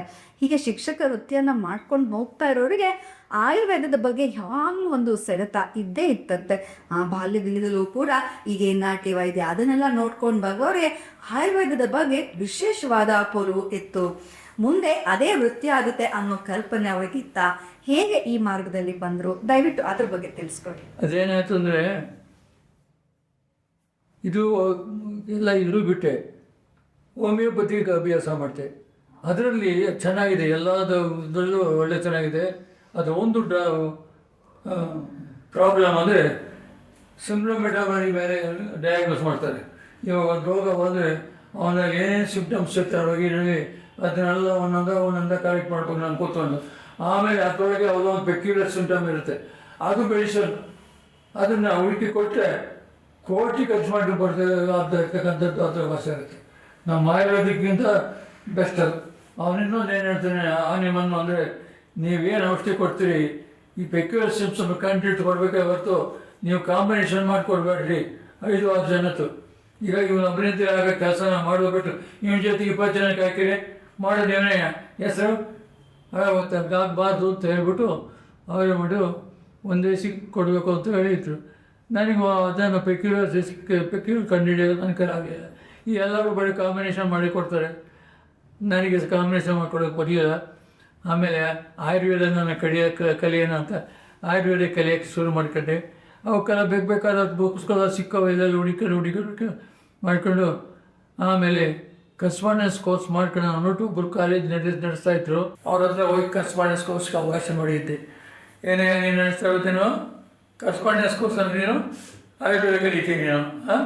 ಆಯುರ್ವೇದ ಅಂದ್ರೆ ಹೇಳ್ತಿಕೊಂಡೆ, ಇದು ಲೈಫ್ ಸೈನ್ಸು ಗೊತ್ತಾಯ್ತಾ? ನೀನು ಕಲಿಬೇಕು ಅಂತ ಬಂದರೆ ಇದ್ರ ಕೈ ಎದುರೈತೆ ಅವ ಮನೆಗೆ ಅಂದರು. ಎಲ್ಲ ಮಾಡ್ಕೊಂಡು ಎಲ್ಲರೂ ಕೈ ಹಿಡಿಲಿ ಸಿಕ್ಕಲ್ವ ಏನಂಬ ಮಾಡೋದು ಅಂತ ಕಣ್ಣೀರು ಹೋಗ್ಬಿಟ್ಟು ಹೊತ್ಬಿಟ್ಟೆ ಅವ್ರ ಹತ್ರ. ಅದೀಗೇನು ನನ್ನ ಕಣ್ಣೀರು ಅವರನ್ನು ಮೃದು ಮಾಡ್ತು. ಅಲ್ಲಿ ಸಿಲೆಬಸ್ ಮುಕ್ಕಿತ್ತು, ತೆಗೆದಲ್ಲಿ ಕೈ ಕೊಟ್ಟು ತೆಗೆದ್ರೆ 3 ವರ್ಷದ ಕೋರ್ಸ್ ಐತೆ, ಅದೇನೇನೋ ಮಾಡ್ಕೊ ಹೋಗುತ್ತೆ. ಅದು ಹೀಗೆ ಆಯುರ್ವೇದದಲ್ಲಿ ತುಂಬ ಆಸಕ್ತಿಯನ್ನು ತಗೊಂಡು ಅಧ್ಯಯನವನ್ನು ಮಾಡೋಕ್ಕೆ ಶುರು ಮಾಡಿದಂಥವರು ಮುಂದೆ ಪ್ರಾಕ್ಟೀಸ್ ಮಾಡಬೇಕು ಅಂತ ತುಂಬ ಇಷ್ಟ ಇತ್ತು. ಆದರೆ ಸರ್ಕಾರದ ನಿಯಮ ಶಿಕ್ಷಕರಾಗಿದ್ದವರು, ಒಂದು ಸರ್ಕಾರಿ ನೌಕರರಾಗಿದ್ದವರು ಯಾವುದೇ ವೈಯಕ್ತಿಕ ಪ್ರಾಕ್ಟೀಸ್ ಮಾಡೋ ಹಾಗಿಲ್ಲ ಅಂತ. ಹಾಗಾಗಿ ಅವರು ಅದನ್ನು ತಮ್ಮ ಆಪ್ತರಿಗೆ, ತಮ್ಮ ಕುಟುಂಬದವ್ರಿಗೆ ಏನಾದರೂ ತೊಂದರೆ ಆದಾಗ ಮಾತ್ರ ಅದನ್ನು ಬಳಸ್ಕೊಳ್ತಾ ಇದ್ರು. ತಮ್ಮ ಕುಟುಂಬದವ್ರಿಗೆ ತಮ್ಮ ಆಯುರ್ವೇದ ಪಾಂಡಿತ್ಯದಿಂದ ತುಂಬ ಉಪಯೋಗ ಆಯಿತು ಅಂತ ಕೇಳ್ಪಟ್ಟಿದ್ದೀನಿ. ಅದ್ರ ಬಗ್ಗೆ ಹೇಳಿ. ಅಲ್ಲೇನಾಯಿತು ಅಂದರೆ, ಯಾವಾಗ ಪ್ರಾಕ್ಟೀಸ್ ಮಾಡೋದಿಲ್ಲ ಅಂದಾಯ್ತಲ್ಲ, ಮನೆ ಒಳಗೆ ನನ್ನ ಹೆಂಡತಿಗೆ ಅಲ್ಲೂ ಊತ ಬರೋದು, ಮುಖ ದಪ್ಪ ಆಗೋದು. ಅವಾಗ ಅದಕ್ಕೊಂದು ಹೋಲ್ಡ್ ಮಾಡಿಕೊಟ್ಟು ಅದು ಕೊಡಿ. ಅದು ತಗೊಂಡ ಮೇಲೆ ಇವತ್ತಿನ ಮುಂದೆ ಜನನ ತೆರೆಯೋಕ್ಕಾಗಲಿಲ್ಲ. ಆಮೇಲೆ ನನ್ನ ಮಗ ಒಬ್ಬಿದ್ದ ಚಿಕ್ಕ ಮಗ, ಅವನಿಗೆ ಡಿಫ್ರೆಂಟ್ ಸೈಡ್ಸ್ ಬಂತು. ಅವಾಗ ಅದಕ್ಕೊಂದು ಔಷಧಿ ಮಾಡಿಕೊಟ್ಟು ಕಡೆಗೆ ಒಂದೇ ವರ್ಷಕ್ಕಾಗೋವಷ್ಟು 1 ವರ್ಷ ಕಂಟಿನ್ಯೂಸ್ ಅದನ್ನು ಉಪಯೋಗಿಸಿದ. ಒರಿಜಿನಲ್ ಕಂಡು ಬರ್ತವೆ. ಇವತ್ತು ಕೂಡ ಅವನಿಗೀಗ 52 ವರ್ಷ ಆದರೂ ಕಣ್ಣಕ್ಕೆ ಹಾಕಲ್ಲ ಅವನು. ಇವತ್ತು ನಾನು 100 ವರ್ಷ ಕಣ್ಣಕ್ಕೆ ಹಾಕಲಿಲ್ಲ. 100 ವರ್ಷದ ವಸಂತದಲ್ಲಿರೋರು ಕನ್ನಡಕ ಎಲ್ಲ ಇರ್ತಾರೆ. ನಾನು ಕನ್ನಡಕನೂ ಹಾಕ್ಕೊಂಡು ಲೆನ್ಸು ಹಾಕ್ಕೊಂಡೇ ನಮಗೆಲ್ಲ ಕೆಲಸ ಮಾಡೋಕ್ಕಾಗೋದು. ಹೀಗೆ ಪಂಡಿತರು ಆಯುರ್ವೇದದಲ್ಲಿ ತಮ್ಮ ಒಂದು ಆಸಕ್ತಿಯನ್ನು ಬೆಳೆಸ್ಕೊಳ್ಕ್ ಹೋದ್ರು. ಎಲ್ಲರಿಗೂ ಜೀವನದಲ್ಲಿ ಆ ಸಾರ್ಥಕ ಕ್ಷಣ ಅನ್ನೋದು ಬರುತ್ತಲ್ವ, ಅಂಥ ಸಾರ್ಥಕ ಕ್ಷಣ ಅನ್ನೋದು ಇವ್ರಿಗೂ ಕೂಡ ಒದಗಿ ಬರುತ್ತೆ. ಅದೇನಪ್ಪ ಅಂತಂದರೆ, ಸಿದ್ಧಗಂಗಾ ಪೂಜ್ಯರು ಬಹಳ ಮಡಿಹತ್ತರು. ಅವರು ಸ್ನಾನಕ್ಕೆ ಯಾವುದೇ ಅಂಗಡಿಯ ಸಾಬೂನನ್ನು ಬಳಸ್ತಾ ಇರಲಿಲ್ಲ ಅಂತೆ. ಅವರು ಕಡಲೆ ಹಿಟ್ಟನ್ನು ಬೆಳೆಸ್ತಾ ಇದ್ರು. ಆ ಸಂದರ್ಭದಲ್ಲಿ ಆಯುರ್ವೇದದಲ್ಲಿ ಆಸಕ್ತಿಯನ್ನು ಪಡೆದಂಥ ಪಂಡಿತರು, ನಮ್ಮ ಬುದ್ಧಿಯವ್ರಿಗೆ ಏನಾದರೂ ಒಂದು ಮಾಡಿಕೊಡ್ಬೇಕಲ್ಲ, ಕಡಲೆ ಹಿಟ್ಟಿನಿಂದ ಚರ್ಮ ಸ್ವಲ್ಪ ಒಣ ಆಗ್ಬೋದಲ್ಲ, ಇದಕ್ಕೆ ನಾನೇನು ಮಾಡ್ಬೋದು ಅಂತ ಆ ದಿಕ್ಕಿನಲ್ಲಿ ಅವರು ಬಹಳಷ್ಟು ಒಂದು ಶೋಧನೆಯನ್ನು ಮಾಡ್ತಾರೆ. ಅವರಿಗೆ ಈ ಕಡಲೆ ಹಿಟ್ಟು ಬದಲು ಬೇರೆ ಏನಾದ್ರು ಮಾಡಬೇಕಲ್ಲ ಅಂತ ಅವ್ರು ಶೋಧನೆ ಶುರು ಮಾಡ್ತೀರಾ. ಅದೇನಾಯಿತು ಹೇಳಿ. ಅದು ಸಾಮೂಲಿಗೆ ಅವರು ಮಡಿ ಈವನ್ ಬಟ್ಟೆಗೂ ಸೋಪ್ ಹಾಕಲ್ಲ, ಸ್ನಾನಕ್ಕೂ ಸೋಪ್ ಹಾಕಲ್ಲ, ಕಾಯಿ ಆಗಿದ್ರೆ ಕಾಯಿಗೂ ಸೋಪ್ ಹಾಕಲ್ಲ. ಅವರು ಎಲ್ಲೂ ಆಸ್ಪತ್ರೆಗೆ ಹೋಗ್ತಿರ್ಲಿಲ್ಲ, ಆಸ್ಪತ್ರೆ ಮುಖನೇ ನೋಡ್ತಿರ್ಲಿಲ್ಲ. ಇವಾಗ ಏನು ಮಾಡೋದು ಅಂತ ಯೋಚನೆ ಮಾಡಿ ನಾನು ಸಂಶೋಧನೆ ಮಾಡಿದೆ, ಸ್ನಾನ ಚೂರ್ಣ ಅಂತ ಹೇಳ್ಬಿಟ್ಟು ಒಂದು ಮಾಡಿದೆ. ಅದಕ್ಕೆ ಇವಾಗ ಆಮೇಲೆ ಹೆಸರಿಟ್ಟಿದ್ದು ಸ್ನಾನ ಚೂರ್ಣ. ಸಂಶೋಧನೆ ಮಾಡಿ ನಾನು ಅದನ್ನು ಪರೀಕ್ಷೆ ಮಾಡಿ ತಗೊಂಡೋಗಿ ಅಲ್ಲಿ ಇಟ್ಟು ಹಾಕಿದ್ವಿ. ತಾವು ಕಡಲೆ ಹಿಟ್ಟಾಗಿ ಸ್ನಾನ ಮಾಡ್ತೀವಿ. ಇದರಲ್ಲಿ ಮೆಡಿಕಲ್ ವ್ಯಾಲ್ಯೂ ಒಂದು ಚೂರು ಇಲ್ಲ. ಏನು ಪ್ರಯತ್ನ ಕ್ಲೀನಿಂಗ್ ಏಜೆನ್ಸಿ ಒಂದಿದ್ದೀನಿ ಇಲ್ಲ. ಇವತ್ತು ತಮಗೋಸ್ಕರ ಸಂಶೋಧನೆ ಮಾಡಿದ್ದೀನಿ. ಪ್ರಿವೆಂಟಿವ್, ಕ್ಯೂರಿಂಗು ಇದೆಲ್ಲ ತಮಗೆ ಕೊಡ್ತೀನಿ ನಾನು. ತಾವು ಉಪಯೋಗಿಸಿ ನಿಮಗೆ ಈಗ ನಿಮ್ಮ ಆರೋಗ್ಯ ಇನ್ನೂ ಚೆನ್ನಾಗಿ ಇಂಪ್ರೂವ್ ಆಗುತ್ತೆ ಅಂತೇಳಿ ತಾಂಡು ಕೊಟ್ಬಿಟ್ಟು ಬಂದೆ. ಇವ್ರಿಗೆ ಕಾಲ ಪರ್ಮನೆಂಟಾಗಿ ಹೊಡಿದಂಗೆ ಮಾಡ್ಬೇಕಲ್ಲ ಅಂತ 1 ವರ್ಷ ಕಂಡಿಡಿದೆ. ಅದಕ್ಕೆ ಕುಸುಮಾಲಿಂದ ಅಂತ ಸಿಕ್ಕಿದ್ದೀವಿ. ತಾಂಡು ಕೊಟ್ಟು ಅವರಿಗೆ ಬುದ್ಧಿ ಇದನ್ನು ತಾವು ಉಪಯೋಗಿಸಿ, ನಿಮ್ಮ ಕಾಲು ಎಳೆ ಮಗುವಿನ ಕಾಲು ಆದಂಗೆ ಆಗುತ್ತೆ ಅಂತ ಹಿಂಗೆ ಕೈ ಮುಗಿತು ಕೊಟ್ಟಲ್ವಾ. ನಾವೀಗ ಅವ್ರಿಗೆ ನನ್ನ ಮೇಲೆ ನಂಬಿಕೆ ಇತ್ತು. ಅದನ್ನು ಬಳಸಿದ್ರು, ಕಾಲು ಅನ್ನೋದು ಮಕ್ಕಳ ಕಾಲು ಆದಂಗೆ ಆಗ್ಬಿಡ್ತು. ಆಮೇಲೆ ನೋಡಿ ತಮಾಷೆ ಹೆಂಗಿದೆ ಅಂತಂದರೆ, ಅಲ್ಲಿ ಕಾಲೇಜ್ ಪ್ರಿನ್ಸಿಪಾಲ್ ಅದನ್ನು ಮಾತಾಡ್ತಾನೆ, ಇವನು ನಮ್ಮ ಹತ್ರ ಇದೆಲ್ಲ ಇಳ್ಕಲ್ದ ಅವನು ಅಂತ ಕೇಳವ್ರೆ. ಇಲ್ಲ ಬುದ್ಧಿ ಅವನು ಸ್ವತಂತ್ರವಾಗಿ ನೀವೇನಾಗ ಆಶೀರ್ವಾದ ಮಾಡಿದ್ರಂತ ಸಾಧಕ ವಿದ್ಯಾಪಾತಕ ದ್ರವ್ಯ ಅಂತ ಅವನು ಹಂಗೆ ಗುರುಮುಖ ಇಲ್ಲದೇ ಕಲ್ತ್ಬಿಟ್ಟಾನೆ. ಇವನ್ ಶಬ್ದ ಕಲ್ತಿರೋದ್ರಲ್ಲಿ ಯಾವುದ್ರಲ್ಲೂ ಸಂಸ್ಕೃತ ಒಂದು ಬಿಟ್ಟು ಇನ್ನು ಈಗ ಉಳಿದಿರೋವೆಲ್ಲನೂ ಅವನು ಸ್ವತಂತ್ರವಾಗಿ ಕಲ್ತಿರೋದೇನೆ, ಗುರುಮುಖ ಇಲ್ಲದೆ. ಹೌದಾ, ಗುರುಮುಖ ಇಲ್ಲದ ಏಕಲವ್ಯ ಕಲ್ತದ್ದು ಗುರುಮುಖ ಇಲ್ಲದೆ ಕಲ್ತದ್ದಲ್ವ ಶಬ್ದವೇದಿ ವಿದ್ಯೆ. ಹೌದು ಬುದ್ಧಿ ಅವನು ಏಕಲವ್ಯ ಥರನೇ ಅವನು ಅಂತ ಹೇಳಿದರು. ಅದೇ ವರ್ಷ ಸಮಾರಂಭ ಮಾಡಿ ಏಕಲವ್ಯ ಪ್ರಶಸ್ತಿ ಕೊಟ್ಟರು. ನೋಡಿದ್ರಲ್ಲ, ಗುರುವಿನ ಕೃಪಾಶೀರ್ವಾದದಿಂದ ಜೀವನದ ಮಜಲುಗಳು ಹೇಗೆಲ್ಲ ಹೋಗುತ್ತೆ ಅಂತ. ಯಾವ ಪಾದ ಇವರ ಎದೆಯ ಮೇಲಿಟ್ಟು ನೀನು ಸಾಧನೆ ಮಾಡಬೇಕು ಅಂತ ಹೇಳಿತ್ತೋ, ಯಾವ ಪಾದ ಜಗತ್ತಿನ ಭಾರವನ್ನೆಲ್ಲ ಹೊತ್ತುಕೊಂಡು ಹಾಗೆಯಲ್ಲಿ ನಡೆದಾಡ್ತಿತ್ತೋ, ಅದೇ ಪಾದ ಮೃದುವಾಗಿರಲಿ ಅಂತ ಇವರೇ ಅದಕ್ಕೆ ಔಷಧಿಯನ್ನು ಮಾಡಿಕೊಡ್ತಾರೆ. ಆ ಪಾದಕ್ಕೆ ಕುಸುಮೋಲಿನ್ನು ಮತ್ತು ಸ್ನಾನಕ್ಕೆ ಕುಸುಮ ಸ್ನಾನ ಚೂರ್ಣವನ್ನು ಮಾಡಿಕೊಟ್ಟು ಸಿದ್ಧಗಂಗೆ ಪೂಜ್ಯರು ಬಹಳ ವರ್ಷಗಳ ಕಾಲ ಇವರ ಈ ಉತ್ಪನ್ನಗಳನ್ನೇ ಬಳಸ್ತಾರೆ. ಇದೆಲ್ಲ ನೋಡ್ಬಿಟ್ಟು ತುಂಬ ಖುಷಿಪಟ್ಟು ಡಾಕ್ಟರ್ ಆಗ್ಬಿಟ್ಟೇನೋ ಹನುಮಂತರಾಯ ಅಂತ ಆನಂದ ಪಡ್ತಾರೆ. ಇವರಿಗೆ ಏಕಲವ್ಯ ಪ್ರಶಸ್ತಿಯನ್ನು ಕೊಡ್ತಾರೆ. ಗುರುಗಳು ಶುರು ಮಾಡಿದ ಪ್ರಶಸ್ತಿಯ ದಾರಿ ಇವರಲ್ಲಿ ಮಳೆನೇ ಸುರಿಸ್ತಾ ಹೋಗುತ್ತೆ. ಇವರಿಗೆ BBMPಯಿಂದ ಕೆಂಪೇಗೌಡ ಪ್ರಶಸ್ತಿ ಬರುತ್ತೆ, ಕರ್ನಾಟಕ ರಾಜ್ಯ ಸರ್ಕಾರದಿಂದ ರಾಜ್ಯೋತ್ಸವ ಪ್ರಶಸ್ತಿ ಬರುತ್ತೆ. ಹೀಗೆ ಹಲವು ಪ್ರಶಸ್ತಿ ಸನ್ಮಾನಗಳು ಇವರನ್ನು ಹೊಡ್ಕೊಂಡು ಬರುತ್ತೆ. ಇಷ್ಟೆಲ್ಲ ಆಗಿ ಕೂಡ ಸಿದ್ಧಗಂಗಾ ಪೂಜ್ಯರಿಗೆ ಏನೋ ಒಂದು ಭಯ ಇರುತ್ತೆ, ನನ್ನ ನಂತರ ಏನು ಅಂತ. ಅದನ್ನು ಅವ್ರ ಬಾಯಲ್ಲೇ ಕೇಳೋಣ. ಏನಾಯ್ತು ಅಪ್ಪಾಜಿ, ಹೇಗಾಯ್ತು ಎಲ್ಲ? ಏನಿಲ್ಲ, ಅವ್ರಿಗೆ ಮಧ್ಯದಲ್ಲೂ ನಿಮ್ಮನ್ನು ಎಲ್ಲ ಹೇಳಿದ್ದೀನಿ, ನನ್ನ ಮೇಲೆ ಭಾಳ ಪ್ರೀತಿ ವಿಶ್ವಾಸ ಇತ್ತು ಅಂತ. ಅದು ಪ್ರತ್ಯಕ್ಷವಾಯಿತು ಕೆಲವಾಗ. ಇದಾದಮೇಲೆ ಅವ್ರಿಗೇನು ಅನ್ನಿಸ್ತು ಅಂದರೆ, ಈಗ ನಾನೇನೋ ನಿನ್ನ ಹನುಮಂತರಾಯ ನೋಡ್ಕೊತೀನಿ, ಮುಂದೆ ಯಾರು ನೋಡ್ಕೊಳೋದು, ನಿಮ್ಮ ಎತ್ತಗಾಗ್ಬಿಟ್ನಲ್ಲ ಅಂತ ಅವ್ರು ಅನ್ನಿಸ್ದಾಗ ಆವಾಗ ನಾನು ಅವಾಗ ಲಿಂಗ ಕಟ್ಟಿರಲಿಲ್ಲ. ಹೇಳಿ ಕಳಿಸ್ತಾರೆ ಪ್ರಿನ್ಸಿಪಾಲ್ ಕಡೆಯಿಂದ. ಬಂದು ಹೇಳಿದ ಮೇಲೆ ನಾನು ಮನೆಯವ್ರನ್ನ ಕರ್ಕೊಂಡೋಗಿ ಲಿಂಗ ಸಂಸ್ಕಾರ ಮಾಡಿಕೊಟ್ರು, ಎಲ್ಲ ವಿಚಾರ ಮಾಡಿದರು. ಅದು ಡೀಟೇಲ್ ಬೇಡ, ಲಿಂಗ ಸಂಸ್ಕಾರ ಕೊಟ್ಟು ನಾನು ಇವತ್ತು ಲಿಂಗಾಯತ ಆಗಿದೆ. ಈಗ ಆದಮೇಲೆ ಏನಾಯಿತು ಒಂದು ಘಟನೆ, ಆ ನಂತರ ಲಿಂಗ ಕಟ್ಟಿದ ಪ್ರತಿಫಲ ಏನು ಅನ್ನೋದನ್ನು ನಾನು ಹೇಳ್ತೀನಿ ಮುಂದಿನ. ನೋಡಿ, ಹೀಗೆ ನನ್ನ ನಂತರ ಏನು, ಇವ್ರಿಗೆ ಏನಾದ್ರು ಒಂದು ಮಾಡಬೇಕಲ್ಲ ಅಂತ ಯೋಚನೆ ಮಾಡಿ ಇವರನ್ನು ಲಿಂಗ ಸಂಜ್ಞೆಯನ್ನಾಗಿಸ್ತಾರೆ. ಲಿಂಗ ಸಂಜ್ಞೆಯನ್ನಾಗಿಸಿದಾಗ ಮತ್ತೊಬ್ಬ ಗುರುಗಳು ಇವ್ರಿಗೆ ಮಾರ್ಗದಲ್ಲಿ ಬಂದೇ ಬರ್ತಾರೆ, ಇವರ ಕೈ ಹಿಡಿತಾರೆ ಅಂತ ಆ ಅಗೋಚರ ಜ್ಞಾನದಲ್ಲಿ ಅವ್ರಿಗೆ ಗೊತ್ತಾಗಿರಬೇಕು. ಹೀಗೆ ಅವರು ಋಣಾನುಬಂಧದ ನದಿಯನ್ನೇರಿ ಸಾಂತ ಅವ್ರಿಗೆ ಸಿಕ್ಕಂಥವರೇ ಪರಮ ಪೂಜ್ಯ ಮೌನ ತಪಸ್ವಿ ಶ್ರೀಮನ್ ನಿರಂಜನ ಪ್ರಣವ ಸ್ವರೂಪಿ ಜರಿಯ ಶಾಂತಲಿಂಗೇಶ್ವರ ಮಹಾಸ್ವಾಮಿಗಳು. ನಮ್ಮೆಲ್ಲರನ್ನು ತಂದೆಯಾಗಿ ತಾಯಿಯಾಗಿ ಸಕಲವೂ ಆಗಿ ಕಾಪಾಡ್ತಾ ಇರುವಂಥ ನಮ್ಮ ಗುರುಗಳ ಇವರಿಗೆ ದರ್ಶನ ಕೊಡ್ತಾರೆ. ಆ ಮೊದಲನೇ ದರ್ಶನದಲ್ಲೇ ಅಲ್ಲಿ ಏನೋ ಒಂದು ಆಯಸ್ಕಾಂತ ಶಕ್ತಿ ಆಗುತ್ತೆ. ಮೊದಲ ದರ್ಶನ ಹೇಗಾಯಿತು, ಅವರನ್ನು ಕಂಡು ಇವರೇ ನನ್ನ ಗುರು ಅಂತ ಇವರು ಹೇಗೆ ಭಾವಿಸಿದ್ರು, ಇವತ್ತಂಕ ಆ ಪಾದವನ್ನು ಹೇಗೆ ಗಟ್ಟಿಯಾಗಿ ಹಿಡಿದ್ರು, ಏನಾಯಿತು ಅದ್ರ ಬಗ್ಗೆ ಹೇಳಿ. ಅವರ ಅಜ್ಜನ ಸಂಕಲ್ಪ ಏನಿತ್ತು ಅದು ಈಡೇರಬೇಕಾದ ಸಂದರ್ಭ ಬೇಕಲ್ಲ. ಯಾರು ಆರ್ಡಿನರಿ ಮನುಷ್ಯನ ಸ್ವೀಕಾರ ಮಾಡೋದಲ್ಲ. ನನ್ನಂಥ ಒಬ್ಬ ತಪಸ್ವಿನೇ ಹನುಮಂತರಾಯ ನೋಡ್ಕೋಬೇಕು ಅಂತ ಅವ್ರಿಗೆ ಅನಿಸಿರ್ಬೇಕು. ಆಗ ಒಬ್ಬರು ಮೌನ ತಪಸ್ಸುಗಳು, ಜಡೆ ಶಾಂತಲಿಕೇಶ್ವರ ಮಹಾಸ್ವಾಮಿಗಳು ಅಂತ ಕರೀತಾರೆ, ಅವರು ಇವರ ತಂದೆ ರುದ್ರಪ್ಪನವರಿಗೆ ಬಹಳ ಭಕ್ತರು. ವರ್ಷಕ್ಕೊಂದ್ಸಲ 2 ಸಲ ಮನಸ್ಸಿಗೆ ಬಂದಾಗಲ್ಲ ಅವ್ರ ಮನೆ ಕರೆದು ಪೂಜೆ ಮಾಡೋರು. ಆ ಸಂದರ್ಭದಲ್ಲಿ ಯಾರೋ ಒಬ್ಬನ ಮಹನೀಯ ನೋಡ್ದ, ಹನುಮಂತ ಇವ್ರಿಗೇನೋ ಪರಿಚಯ ಮಾಡಿಕೊಡ್ಬೇಕು ಅಂತ ಅನ್ನಿಸ್ತು. ಅವ್ರೇನು ಮಾಡಿದ್ರು, ಕರ್ಕೊಂಡೋಗಿ ಇವ್ರ ಮನೆಗಿದ್ರು ಅವರು ಸ್ವಾಮಿಗಳು. ನನ್ನ ತಗೊಂಡು ಪರಿಚಯ ಮಾಡಿಕೊಂಡ್ರು. ಅಲ್ಲಿಂದನ ಆ ಸ್ವಾಮಿಗಳು ನನ್ನ ಕೈ ಹಿಡಿದು ಈಗ ಏನು ಮಾಡಿದ್ರು ಅಂದರೆ, ಇವತ್ತು ಶಿವಕುಮಾರ ಸ್ವಾಮಿಗಳು ಯಾವ ರೀತಿ ನೋಡ್ಕೊತಾ ಇದ್ರು ಅವ್ರ ಇಚ್ಛೆಗೆ ಅವ್ರ ಮನಸ್ಸಿಗಿಂತ ಯಥೇಚ್ಛವಾಗಿ ನನ್ನನ್ನು ಚೆನ್ನಾಗಿ ನೋಡ್ತಾ ಇದ್ದಾರೆ. ಹೀಗೆ ಶಿಕ್ಷಕ ವೃತ್ತಿಯನ್ನ ಮಾಡಿಕೊಂಡು ಬರ್ತಾ ಇದ್ದವರಿಗೆ ಆಯುರ್ವೇದದ ಕಡೆಗಿನ ಒಂದು ಸೆಳೆತ ಜಾಸ್ತಿ ಆಯಿತು. ಆಗ ಅವರು ಶಿಕ್ಷಕ ವೃತ್ತಿಯಿಂದ ಸ್ವಯಂ ನಿವೃತ್ತಿಯನ್ನು ತೆಗೆದುಕೊಂಡು ಸಂಪೂರ್ಣವಾಗಿ ಆಯುರ್ವೇದಕ್ಕೆ ತಮ್ಮನ್ನು ತಾವು ತೊಡಗಿಸ್ಕೊಳ್ತಾರೆ.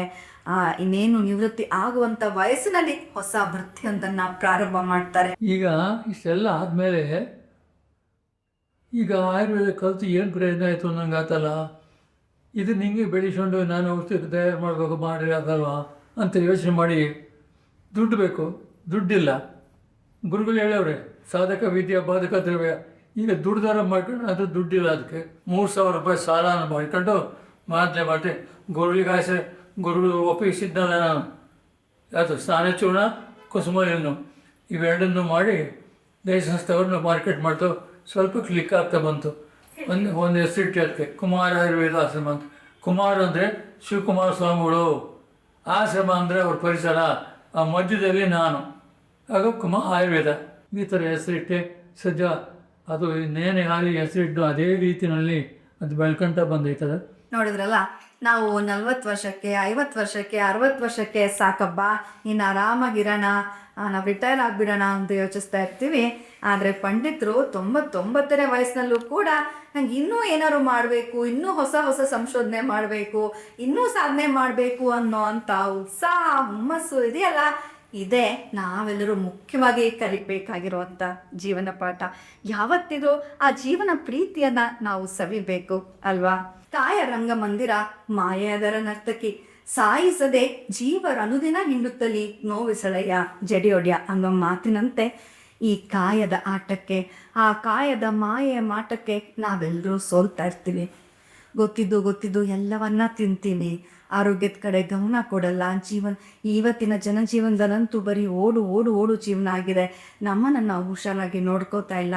99 ವರ್ಷದ ಪ್ರಾಯದಲ್ಲಿರುವಂಥ ಪಂಡಿತರು ಆಯುರ್ವೇದದಲ್ಲಿಯೂ ಮಾರ್ಗದರ್ಶನವನ್ನು ಮಾಡ್ತಾ ಅವರ ಆರೋಗ್ಯವನ್ನು ಕೂಡ ತುಂಬ ಚೆನ್ನಾಗಿ ಕಾಪಾಡ್ಕೊಂಡು ಬಂದಿದ್ದಾರೆ. ಏನೋ ಒಂದು ಸಣ್ಣ ಪುಟ್ಟ ಏಟಾದರೂ ಬಿದ್ದರು, ಫ್ರ್ಯಾಕ್ಚರ್ ಎಲ್ಲ ಆಗಿ ಅದಕ್ಕೆ ಸರ್ಜರಿಗಳು ಆದರೂ ಕೂಡ ನನಗೇನೂ ಆಗಿಲ್ಲ ಅಂತ ಮತ್ತೆ ಹುಮ್ಮಸ್ಸಿನಿಂದ ಅವ್ರ ಕೆಲಸವನ್ನು ಶುರು ಮಾಡ್ತಾರೆ. ಇಷ್ಟೆಲ್ಲ ಜೀವನವನ್ನು ನೋಡ್ಕೊಂಡು ಬಂದಿರೋ ತಾವು ಆರೋಗ್ಯದ ಬಗ್ಗೆ ನಮಗೆಲ್ಲ ಏನು ಸಲಹೆ ಕೊಡ್ತೀರಾ?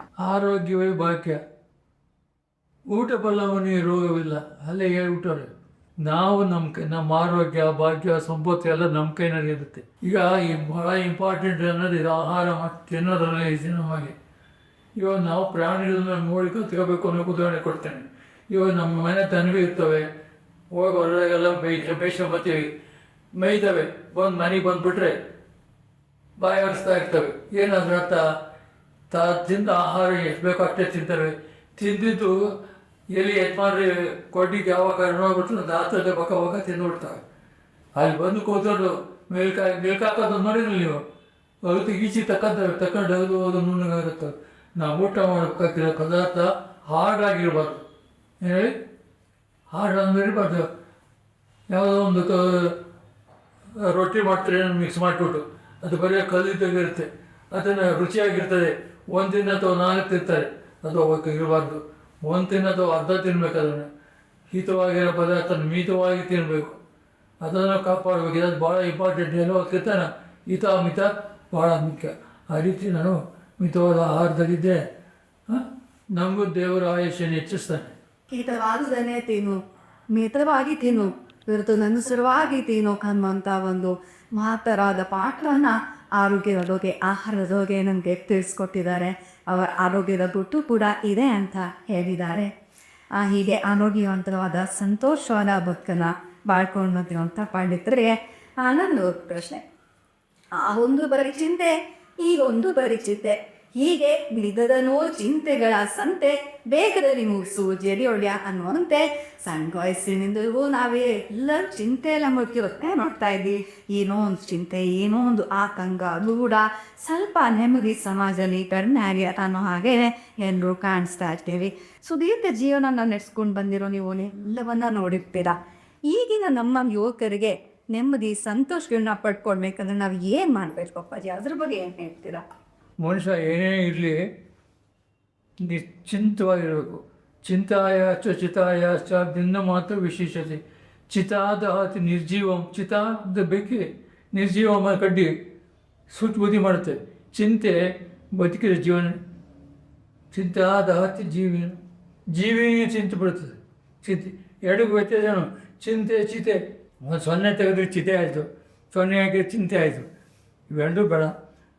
ನಿಶ್ಚಿಂತನಾಗಿರಬೇಕು. ಏನಾಗಬೇಕು ಆಗುತ್ತೆ. ಈ ಜಗತ್ತಿನಲ್ಲಿ ನಂಬಿದವರಿಗೆ ಯಾವ ರೀತಿಯಲ್ಲೂ ದ್ರೋಹ ಮಾಡಬಾರ್ದು.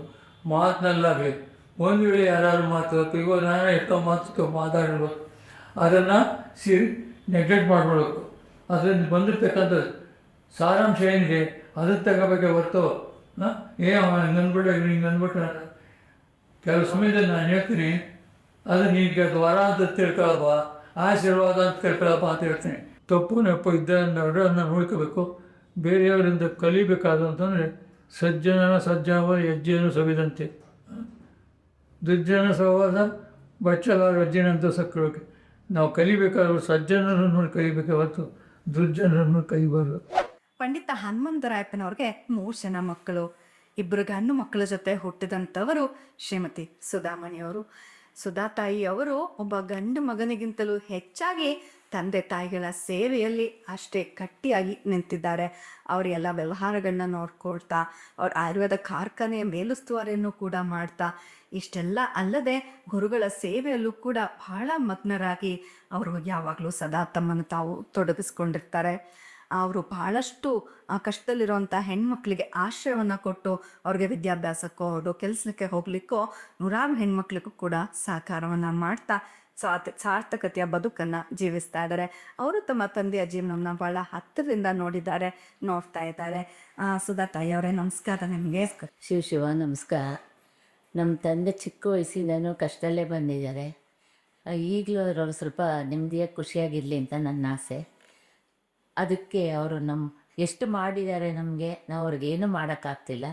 ಅವ್ರು ಇರೋವರೆಗೂ ಅವ್ರು ನೋಡ್ಕೊಬೇಕು ಅನ್ನೋದೊಂದು ನನಗೆ ಖುಷಿ ಇದೆ. ಬಟ್ ಅಜ್ಜಿಯವ್ರ ಆಶೀರ್ವಾದದಿಂದ ನೋಡ್ಕೊತಿದ್ದೀನಿ. ಆಮೇಲೆ ಕಷ್ಟದಲ್ಲಿ ಬಂದಿರೋದ್ರಿಂದ ಈ ಮಟ್ಟಿಗೆ ಬಂದಿದ್ದಾರಲ್ಲ ಇಷ್ಟು ಮೇಲಕ್ಕೆ, ಅದು ನಂಗೆ ತುಂಬ ಹೆಮ್ಮೆ ಅನ್ನಿಸ್ತಿದೆ. ನೋಡಿದ್ರಲ್ಲ, 99 ವರ್ಷಗಳ ಸುದೀರ್ಘ ಜೀವನದ ಪಾಠವನ್ನು ತಂದು ಕೊಟ್ಟರು. ಏನೇ ಬಂದರೂ ಕುಗ್ಗಬಾರದು. ಜೀವನದಲ್ಲಿ ಕಷ್ಟಗಳು ಬಂದೇ ಬರುತ್ತೆ. ಅದನ್ನು ನಾವು ಸಾರ್ಥಕತೆಯನ್ನು ಕಂಡುಕೊಳ್ಳೋದಕ್ಕೆ ಬಳಸ್ಕೋಬೇಕು. ಒಳ್ಳೆಯ ನುಡಿಯನ್ನು ಆಡಬೇಕು, ಒಳ್ಳೆಯ ಮನಸ್ಸಿರಬೇಕು, ನೆಮ್ಮದಿ ಸಂತೋಷಗಳನ್ನು ನಾವೇ ಕುಡ್ಕೊಳ್ಬೇಕು ಅನ್ನುವಂಥ ಜೀವನದ ಮಹತ್ತರವಾದ ಪಾಠವನ್ನು ನಮಗೆ ತಿಳಿಸ್ಕೊಟ್ಟಿದ್ದಾರೆ.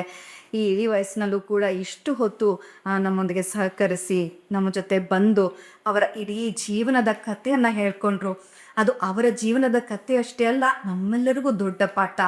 ಸಿದ್ಧಗಂಗೆ ಮಠದ ಪೂಜ್ಯರೊಂದಿಗೆ ಬಹಳ ಆತ್ಮೀಯರಾಗಿದ್ದಂಥ ಶಿಷ್ಯರು ನಮಗೆ ಎಷ್ಟು ಜನ ಸಿಗ್ತಾರೆ ಅಂತ ಒಬ್ಬ ಆತ್ಮೀಯರಾಗಿದ್ದುಕೊಂಡು ಅವ್ರ ಜೊತೆ ಇರೋ ಘಟನೆಗಳನ್ನ ಹೇಳ್ತಾ ಇದ್ರೆ ನಮಗೆ ಅನುಭವ ಆಯ್ತೇನೋ, ನಾವೇ ಅವರನ್ನು ಅಷ್ಟು ಹತ್ತಿರದಿಂದ ಕಂಡ್ವೇನೋ ಅನ್ನುವಷ್ಟು ಸಂತೋಷ ಆಯಿತು.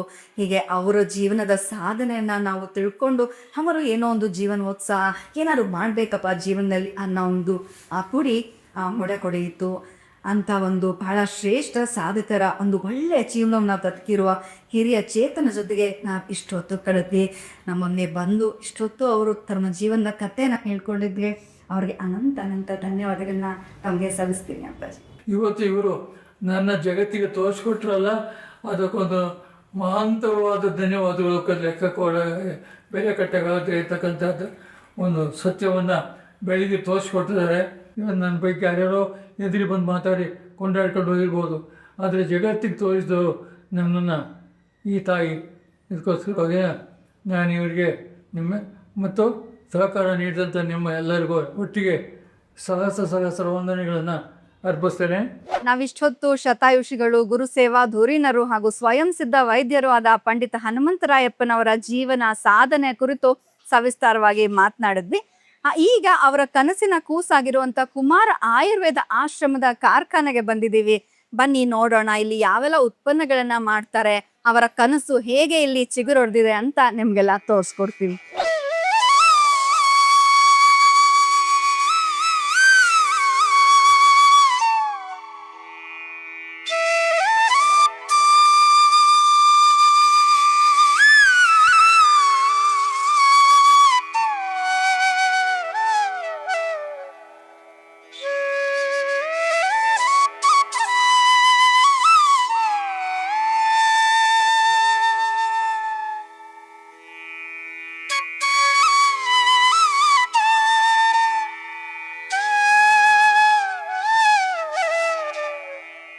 ಇವರು ವಿನುತಾ ಅವರು ಅಂತ 29 ವರ್ಷದಿಂದ ಈ ಕುಮಾರ ಆಯುರ್ವೇದ ಆಶ್ರಮದಲ್ಲೇ ಕೆಲಸ ಮಾಡ್ತಾ ಇದ್ದಾರೆ.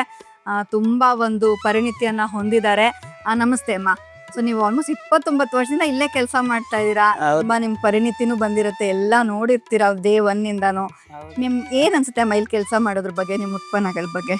ಈಗ ಕೆಲಸ ಮಾಡಿದ ಉತ್ಪನ್ನ ಬಗ್ಗೆ ಏನು ಒಳ್ಳೆ ಪ್ರಾಡಕ್ಟು ಮತ್ತು ಒಳ್ಳೆ ಮೆಡಿಸಿನ್ ಚೆನ್ನಾಗಿದೆ. ಯಾವ ಮೆಡಿಸನ್ ತಗೊಂಡ್ರು ಎಲ್ಲ ಕ್ಯೂರ್ ಆಗೋ ಥರನೇ ಇದೆ ಎಲ್ಲ ಮೆಡಿಸನ್ಸ್.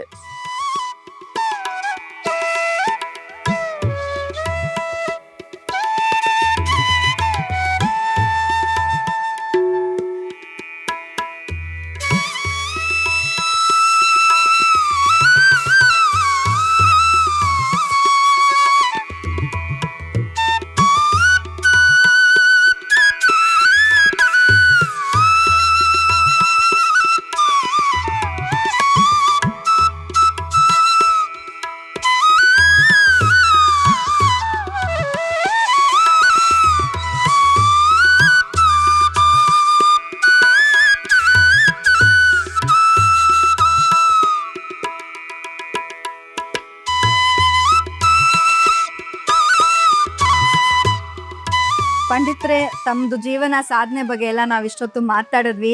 ಈಗ ನಿಮ್ಮ ಕಾರ್ಯಾಗಾರಕ್ಕೆ ನಾವು ಬಂದಿದ್ದೀವಿ, ನಿಮ್ಮ ಕಾರ್ಖಾನೆ ನೋಡ್ಲಿಕ್ಕೆ. ನೀವು ಯಾವ ಥರ ಇಲ್ಲಿ ಉತ್ಪಾದನೆ ಮಾಡ್ತೀರಾ, ನಿಮ್ಮ ಕನಸು ಹೇಗೆ ಇಲ್ಲಿ ಅರಳಿದೆ ಅಂತ. ನೀವು ಈ ಫ್ಯಾಕ್ಟ್ರಿನ ಯಾವಾಗ ಶುರು ಮಾಡಿದ್ರಿ, ಅದ್ರ ಬಗ್ಗೆ ತಿಳಿಸ್ಕೊಡಿ ಅಪ್ಪ. ನಾನು ಶಿವಕುಮಾರ ಸ್ವಾಮಿಗಳ ಆಶೀರ್ವಾದದಂತೆ ಸಾಧನೆಗಳನ್ನು ಮಾಡಿದ್ದೀನಿ. ಈಗ ಬಾಧಕ ಅನ್ನೋದಕ್ಕೆ ಶ್ರಮ ಪಡಬೇಕು ಅನ್ನೋದು ಬಾಧಕ. ಅದಕ್ಕಾಗಿ ನಾನು ಇದನ್ನು ಆಯುರ್ವೇದವನ್ನು ಪ್ರಾರಂಭ ಮಾಡಿದ್ದೇನೆ. ಇದರಲ್ಲಿ ಶ್ರಮ ಪಡ್ತಾ ಇದ್ದೀವಿ. 1987ರಲ್ಲಿ ಇದನ್ನು ಪ್ರಾರಂಭ ಮಾಡಿದ್ದೀವಿ. ಪಂಡಿತ್ರೆ, ನೀವಿಲ್ಲಿ ಆಯುರ್ವೇದ ಉತ್ಪನ್ನಗಳನ್ನ ತಯಾರು ಮಾಡಲಿಕ್ಕೆ ಅದಕ್ಕೆ ಬೇಕಾಗಿರುವಂಥ ಸಾಮಗ್ರಿಗಳನ್ನ, ಕಚ್ಚಾ ಪದಾರ್ಥಗಳನ್ನ ಎಲ್ಲಿಂದ ತರಿಸ್ತೀರಾ? ಬೆಂಗಳೂರಿನಿಂದ, ಕೆಲವು ಮಂಗಳೂರಿಂದ, ಕೆಲವು ಉಡುಪಿಯಿಂದ. ಎಲ್ಲೆಲ್ಲಿ ಉತ್ತಮವಾಗಿರ್ತಕ್ಕಂಥ ಗಿಡಮೂಲಿಕೆಗಳು ಸಿಗ್ತವೆ ಅವನ್ನ ಅಲ್ಲೇನು ತರಿಸ್ತೀವಿ. ಗಿಡಮೂಲಿಕೆ ಇದಕ್ಕೆ ಆಯುರ್ವೇದಕ್ಕೆ ಆಧಾರ. ನಿಮ್ದು ಎಲ್ಲ ಉತ್ಪನ್ನಗಳಲ್ಲಿ ನಾನು ಉಪಯೋಗಿಸಿದ್ದೀನಿ, ಆದ್ರೆ ನಮ್ಮ ಮನೇಲಿ ಯಾವಾಗ್ಲೂ ಇದ್ದೇ ಇರೋವಂಥದ್ದು ಇದು ಅಪ್ಪಾಜಿ AJ ಕಾಫ್ ಚೂರ್ಣ. ಮಕ್ಳಿಗಾಗ್ಲಿ ದೊಡ್ಡವ್ರಿಗಾಗ್ಲಿ ತುಂಬಾ ಮ್ಯಾಜಿಕ್ ಆಗಿ ಕೆಲಸ ಮಾಡುತ್ತೆ ಕೆಮ್ಮಿಗೆ. ಇದ್ರ ಬಗ್ಗೆ ತಿಳಿಸ್ಕೊಡಿ ಅಪ್ಪಾಜಿ, ನಿಮ್ಮ ಉತ್ಪನ್ನಗಳ ಬಗ್ಗೆ.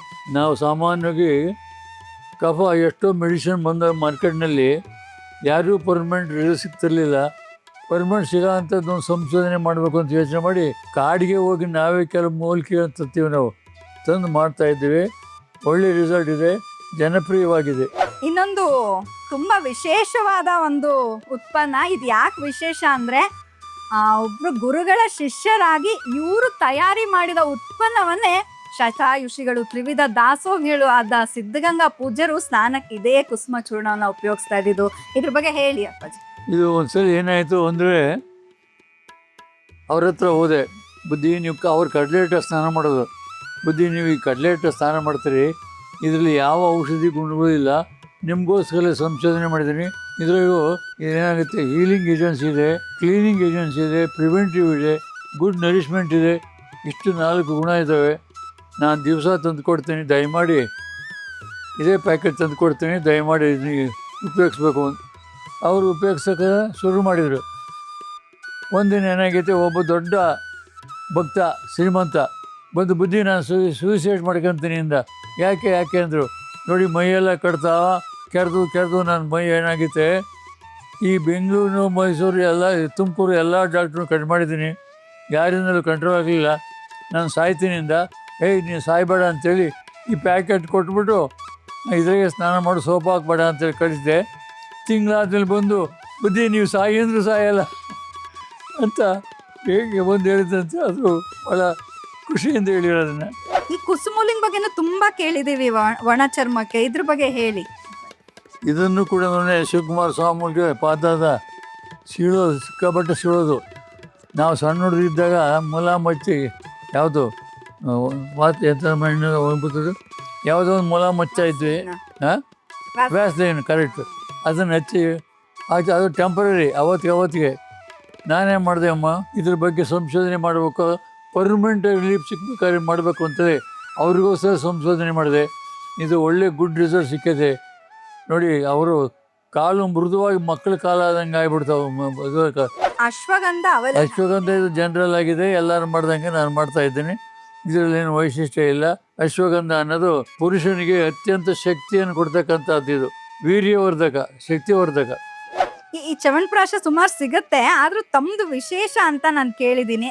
ಏನ್ ವಿಶೇಷತೆ ಹೇಳಿ. ಇದು ಶಿವಕುಮಾರ ಸ್ವಾಮಿಗಳು ಒಳ್ಳೆ ನನ್ನಂಗೆ ಸೋಳಿ ಎತ್ತರವಾಗಿದ್ದರು.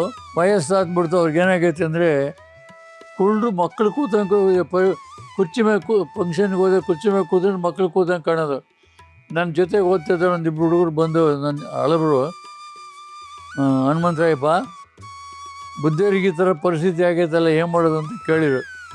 ಅವ್ರು ಒಪ್ಪಿರಿ, ನಾನು ಔಷಧಿ ಮಾಡಿಕೊಡ್ತೀನಪ್ಪ ಅಂದೆ. ಒಂದಿನ ಹೋಗಿವಿ, ಒಪ್ಸಿದ್ವಿ. ಆಮೇಲೆ ಇದನ್ನು ಅಲ್ಲೇ ಕೂತ್ಕೊಂಡು ಮಾಡಿಕೊಡ್ತಾಯಿದ್ದೆ, ಚವನಪ್ರಾಶ ಅಂತೇಳಿ.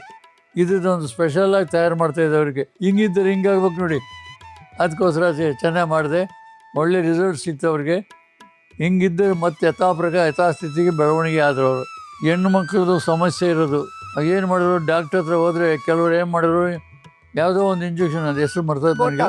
ಹಾಂ, ಬೋಟಾಕ್ಸ್ ಅಲ್ಲ, ಒಂದು ಇಂಜೆಕ್ಷನ್ ಬಿಡೋರು, ಅದರಿಂದ ಯಥಾಸ್ಥಿತಿ ಬರೋದು. ಅದು ಮುಂದೆ ಅದಕ್ಕೆ ಕೆಟ್ಟ ರೋಗಕ್ಕೆ ಕಾರಣ ಆಗೋದು ಆ ಹೆಣ್ಮಕ್ಳಿಗೆ.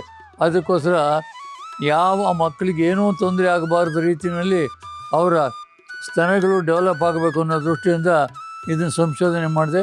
ಒಳ್ಳೆಯ ಯಶಸ್ಸು ಸಿಕ್ಕಿದೆ. ಮಕ್ಕಳಿಗೆ ಬರೀ ಮಸಾಜಿಂದಲೇ ಅದಕ್ಕೆ ಒಟ್ಟಿಗೆ ಕೊಡೋದ, ಬರೀ ಅವ್ರು ತಿನ್ನೋ ಆಹಾರ ಅವ್ರಿಗೆ ಹೇಳ್ತೀವಿ, ಆಹಾರದಲ್ಲಿ ಹಿಂಗಿರಬೇಕು ಅಂತ ಹೇಳ್ತೀವಿ.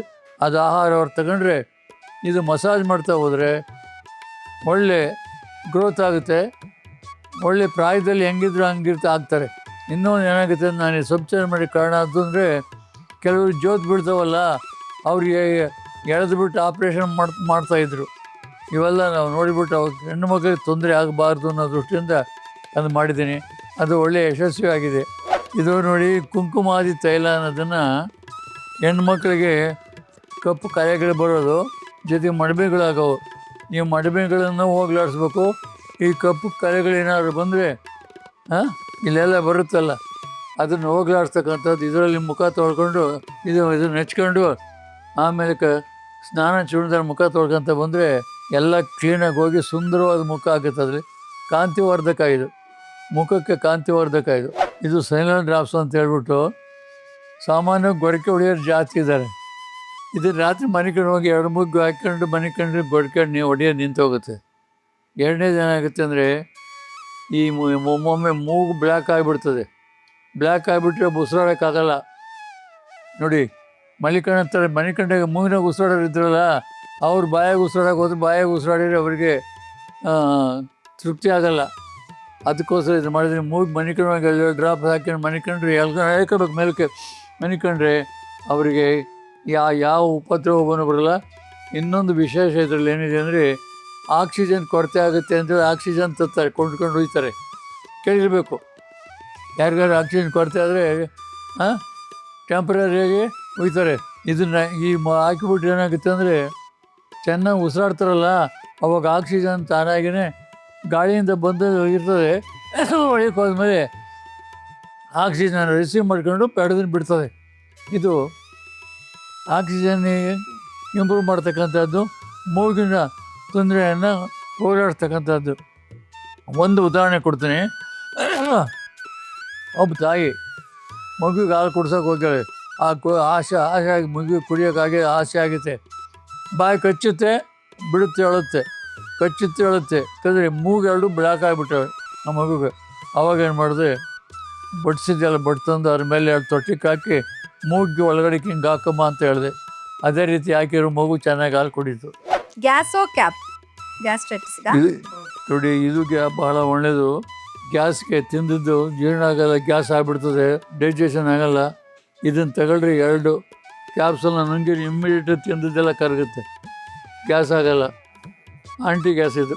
ಅಗಸ್ತ್ಯ ಹರಿತಕಿ ಲೇಹ. ಇದು ಕೆಮ್ಮೆಲ್ಲ ನಿಂತಾಲೆ ಇದನ್ನು ಕೂಡ ಖಂಡಿತ ತಗೊಂತಿದ್ರೆ ಆಕೆ ಲಂಗ್ಸ್ ಇದೆಯಲ್ಲ, ಲಂಗ್ಸ್ ಇದು ಭಾಳ ಇಂಪಾರ್ಟೆಂಟು. ಇದು ಕೆಮ್ಮು ಬರೋದೆಲ್ಲ ಲಂಗ್ಸಿಂದಲೇ, ಆ ಲಂಗ್ಸ್ಗೆ ಸ್ಟ್ರೆಂತ್ ಕೊಡ್ತದೆ ಇದು. ಇದು ಪುಡಿ ಒಳಗೆ ನೋಡಿ, ಪುಡಿ ಹಿಂದಿನ ಕಾಲದಲ್ಲಿ ನಾವೆಲ್ಲ ಪೌಡ್ರ್ ಉಪಯೋಗಿಸ್ತಾ ಇದ್ವಿ. ಈಗೆಲ್ಲ ಕ್ರೀಮ್ ಬಂದುಬಿಟ್ಟೈತೆ. ಅದರಲ್ಲಿ ಏನೋ ಅಂಥ ಕ್ವಾಲಿಟಿ ಇರೋಲ್ಲ. ಈ ಪೌಡ್ರಲ್ಲಿ ತಿಕ್ತಾ ಬಂದರೆ ಹಲ್ಲು ಚೆನ್ನಾಗಿ ಸ್ಟ್ರಾಂಗಾಗಿ ಭಾಳ ಕಾಲ ಉಳಿತವೆ. ಜೊತೆಗೆ ಹಳ್ಳಾಡ್ತಾರೆ, ಹಲ್ಲು ನಿಂತೋಗ್ತವೆ.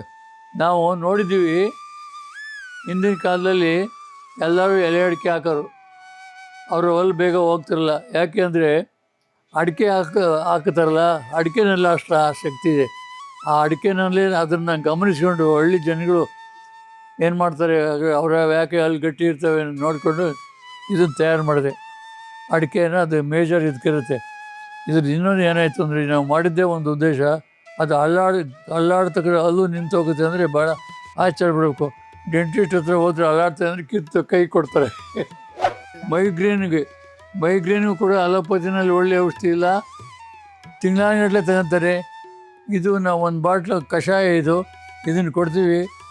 ಇನ್ನು ಇದ್ರ ಜೊತೆಗೆ ಇನ್ನೊಂದು ಗ್ಯಾಸೋ ಕ್ಯಾಪ್ ಅಂತ ಇದೆ, ಅವೆರಡೂ ಕೊಡ್ತೀವಿ. ನೋಡಿ, ಮೊದಲನೇ ದಿವಸಕ್ಕೇ ತಲೆನೋವು ಇರೋಲ್ಲ, ಇನ್ನು ಜನ್ಮದಲ್ಲಿ ಅವ್ರಿಗೆ ಬರೋಲ್ಲ.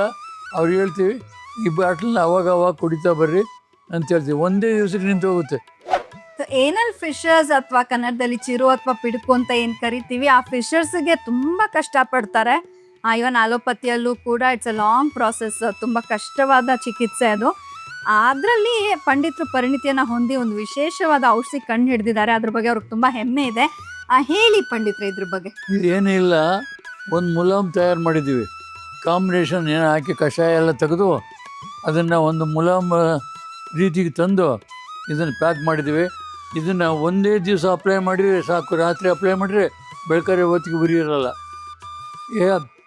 ವಿಪರೀತ ಬರ್ನಿಂಗ್ ಅದು ಬುಧದ್ವಾರದಲ್ಲಿ. ಇದು ಒಂದೇ ದಿವಸಕ್ಕೆ ಹೋಗುತ್ತೆ. ಇನ್ನೊಂದು ಇದೆ. ಸೊ ಫಿಶರ್ಸ್ ಬಗ್ಗೆ ಪಂಡಿತರಿಗೆ ತುಂಬ ಹೆಮ್ಮೆ ಇದೆ. ಖಂಡಿತ ಯಾರಿಗಾರು ತೊಂದರೆ ಇದ್ರೆ ಪಂಡಿತರನ್ನ ಕಾಂಟ್ಯಾಕ್ಟ್ ಮಾಡಿ.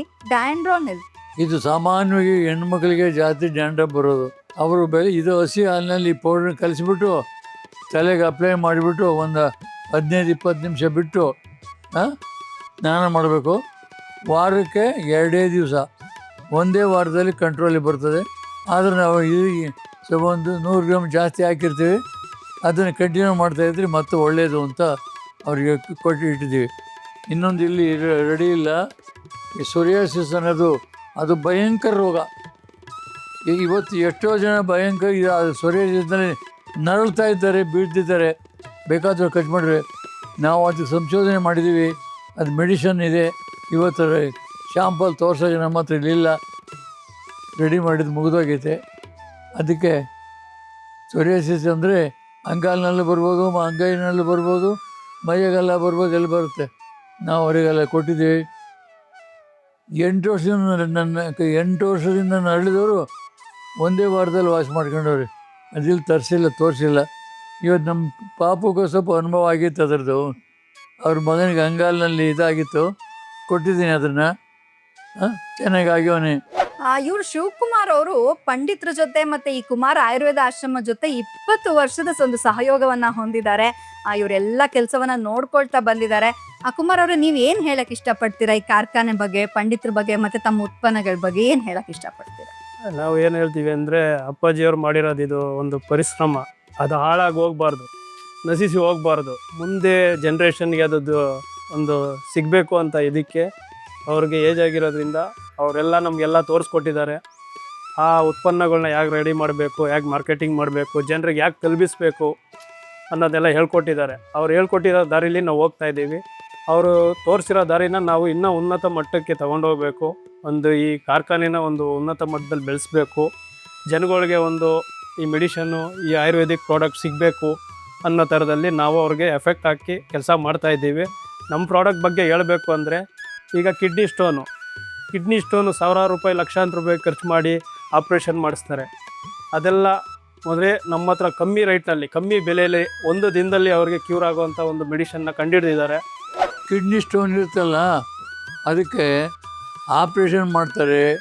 ಆಮೇಲೆ ಇನ್ನೊಂದೇನೋ ಒಳಗಡೆಗೆ ಒಂದಕ್ಕೆ ತೋರಿಸಿ ಬ್ಲಾಸ್ಟ್ ಮಾಡ್ತಾರೆ. ಲಿಥೋಟ್ರಿಪ್ಸ್. ಆದರೆ ಒಂದೇ ಒಂದು ಪೀಸ್ ಉಳ್ಕೊಂಡ್ರೂ ತಿರ್ಗಾ ರೀಗ್ರೋತ್ ಆಗುತ್ತೆ ಕಿಡ್ನಿ ಸ್ಟೋನು.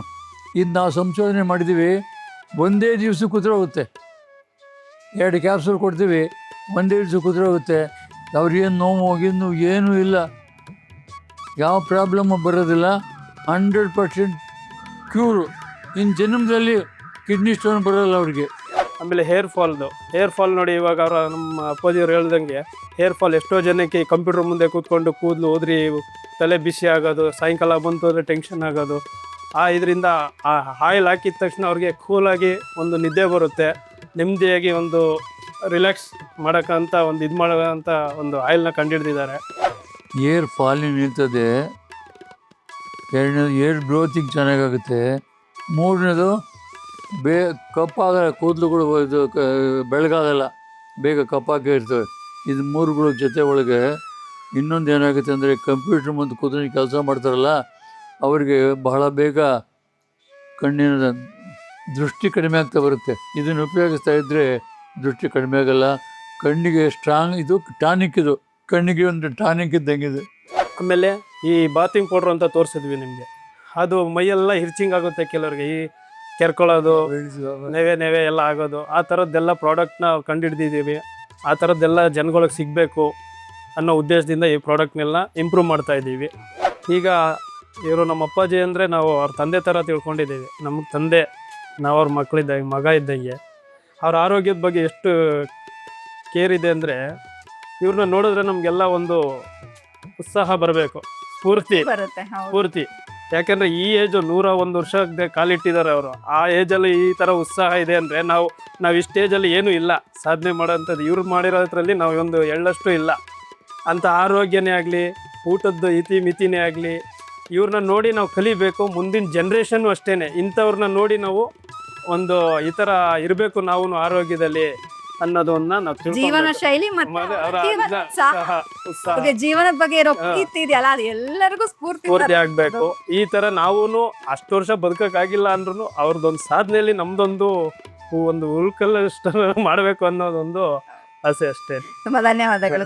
ಓಕೆ ಅಪ್ಪಾಜಿ, ನಿಮ್ ಜೊತೆ ಇಷ್ಟು ಸಂವಾದ ಮಾಡಿ, ನಿಮ್ದೆಲ್ಲ ಕೆಲಸ ನೋಡಿ ನಮ್ಗಂತೂ ತುಂಬಾ ಖುಷಿ ಆಗಿದೆ. ಒಂದು ತಮ್ದೆಲ್ಲ ಸಾಧನೆ ಬಗ್ಗೆ ಗೌರವ ಹೆಚ್ಚಿದೆ. 2ನೇದು ನಮಗೂ ಜೀವನದಲ್ಲಿ ಏನಾದ್ರು ಮಾಡ್ಬೇಕಲ್ಲ ಅನ್ನೋ ಅಂತ ಒಂದು ಸ್ಫೂರ್ತಿ ಕಾಣಿಸ್ಕೋತಾ ಇದೆ. ಇನ್ನು ದೊಡ್ಡದಾಗಿದೆ ಜೀವನ, ನಾವು ಏನಾದ್ರು ಮಾಡೋಣ ಸಮಾಜಕ್ಕೆ ಅಂತ. ತುಂಬಾ ಸಂತೋಷ ಆಯ್ತು. ನೀವೆಲ್ಲ ತಮ್ಮ ವಿಷಯನ, ನಮ್ಮ ಜೀವನವನ್ನ ನಮ್ಮ ಜೊತೆ ಹಂಚ್ಕೊಂಡಿದ್ದಕ್ಕೆ ತುಂಬಾ ಕೃತಜ್ಞರಾಗಿದ್ದೀವಿ. ನಿಮ್ಮ ಆಶೀರ್ವಾದ ಯಾವಾಗ್ಲೂ ಇರ್ಲಿ ಅಪ್ಪಾಜಿ. ಈಗ ನಾನು ಕೂಡ ನಿಮ್ಗೆ ಹೇಳ್ತೀವಿ, ಬಂದಿದ್ದೀರಿ. ನಮ್ಮ ಪಾಪವರು ನಿಮ್ಮನ್ನೆಲ್ಲ ಕರ್ಕೊಂಬಂದಿದ್ದಾರೆ. ಭಾಳ ನಿಷ್ಠೆಯಿಂದ ಮಾಡಿದಿರಿ. ನಿಮ್ಮ ಕಾರ್ಯ ಭಾಳ ಚೆನ್ನಾಗಿದೆ. ಉತ್ತರೋತ್ತರ ನೀವೆಲ್ಲ ಕಡೆನೇ ಇದೇ ರೀತಿ ಕೆಲಸ ಮಾಡಿ ಪ್ರಸಿದ್ಧರಾಗಬೇಕು ನೀವು ಅಂಥೇಳಿ ನಾನು ಆಸೆ ಪಡ್ತೀನಿ. ನಮ್ಮ ಪಾಪಗೂ ಕೂಡ ಇವರು ನನ್ನ ಮೇಲೆ ಅಭಿಮಾನ ಇಟ್ಟು ಇದನ್ನು ಒಂದನ್ನು ನಡೆಸ್ಕೊಂಬಂದಿದ್ದಾರೆ. ನಾನು ಪಾಪು ಅವ್ರಿಗೂ ಅನಂತ ವಂದನೆಗಳು, ಕೃತಜ್ಞತೆ ಎಲ್ಲ ಇದೆ. ನಿಮಗೂ ಮತ್ತೊಮ್ಮೆ ಹೇಳ್ತೀನಿ, ದೇವರು ನಿಮ್ಮನ್ನು ಚೆನ್ನಾಗಿ ಕಾಪಾಡಲಿ, ಒಳ್ಳೆಯ ಯಶಸ್ಸು ತರಲಿ. ನಿಮಗೆ ಇದರಲ್ಲಿ ಒಳ್ಳೆಯ ಜೀವನ ಸುಧಾರಣೆ ಆಗಲಿ ಅಂತೇಳಿ ನಾನು ಆಸೆ ಪಡ್ತೀನಿ.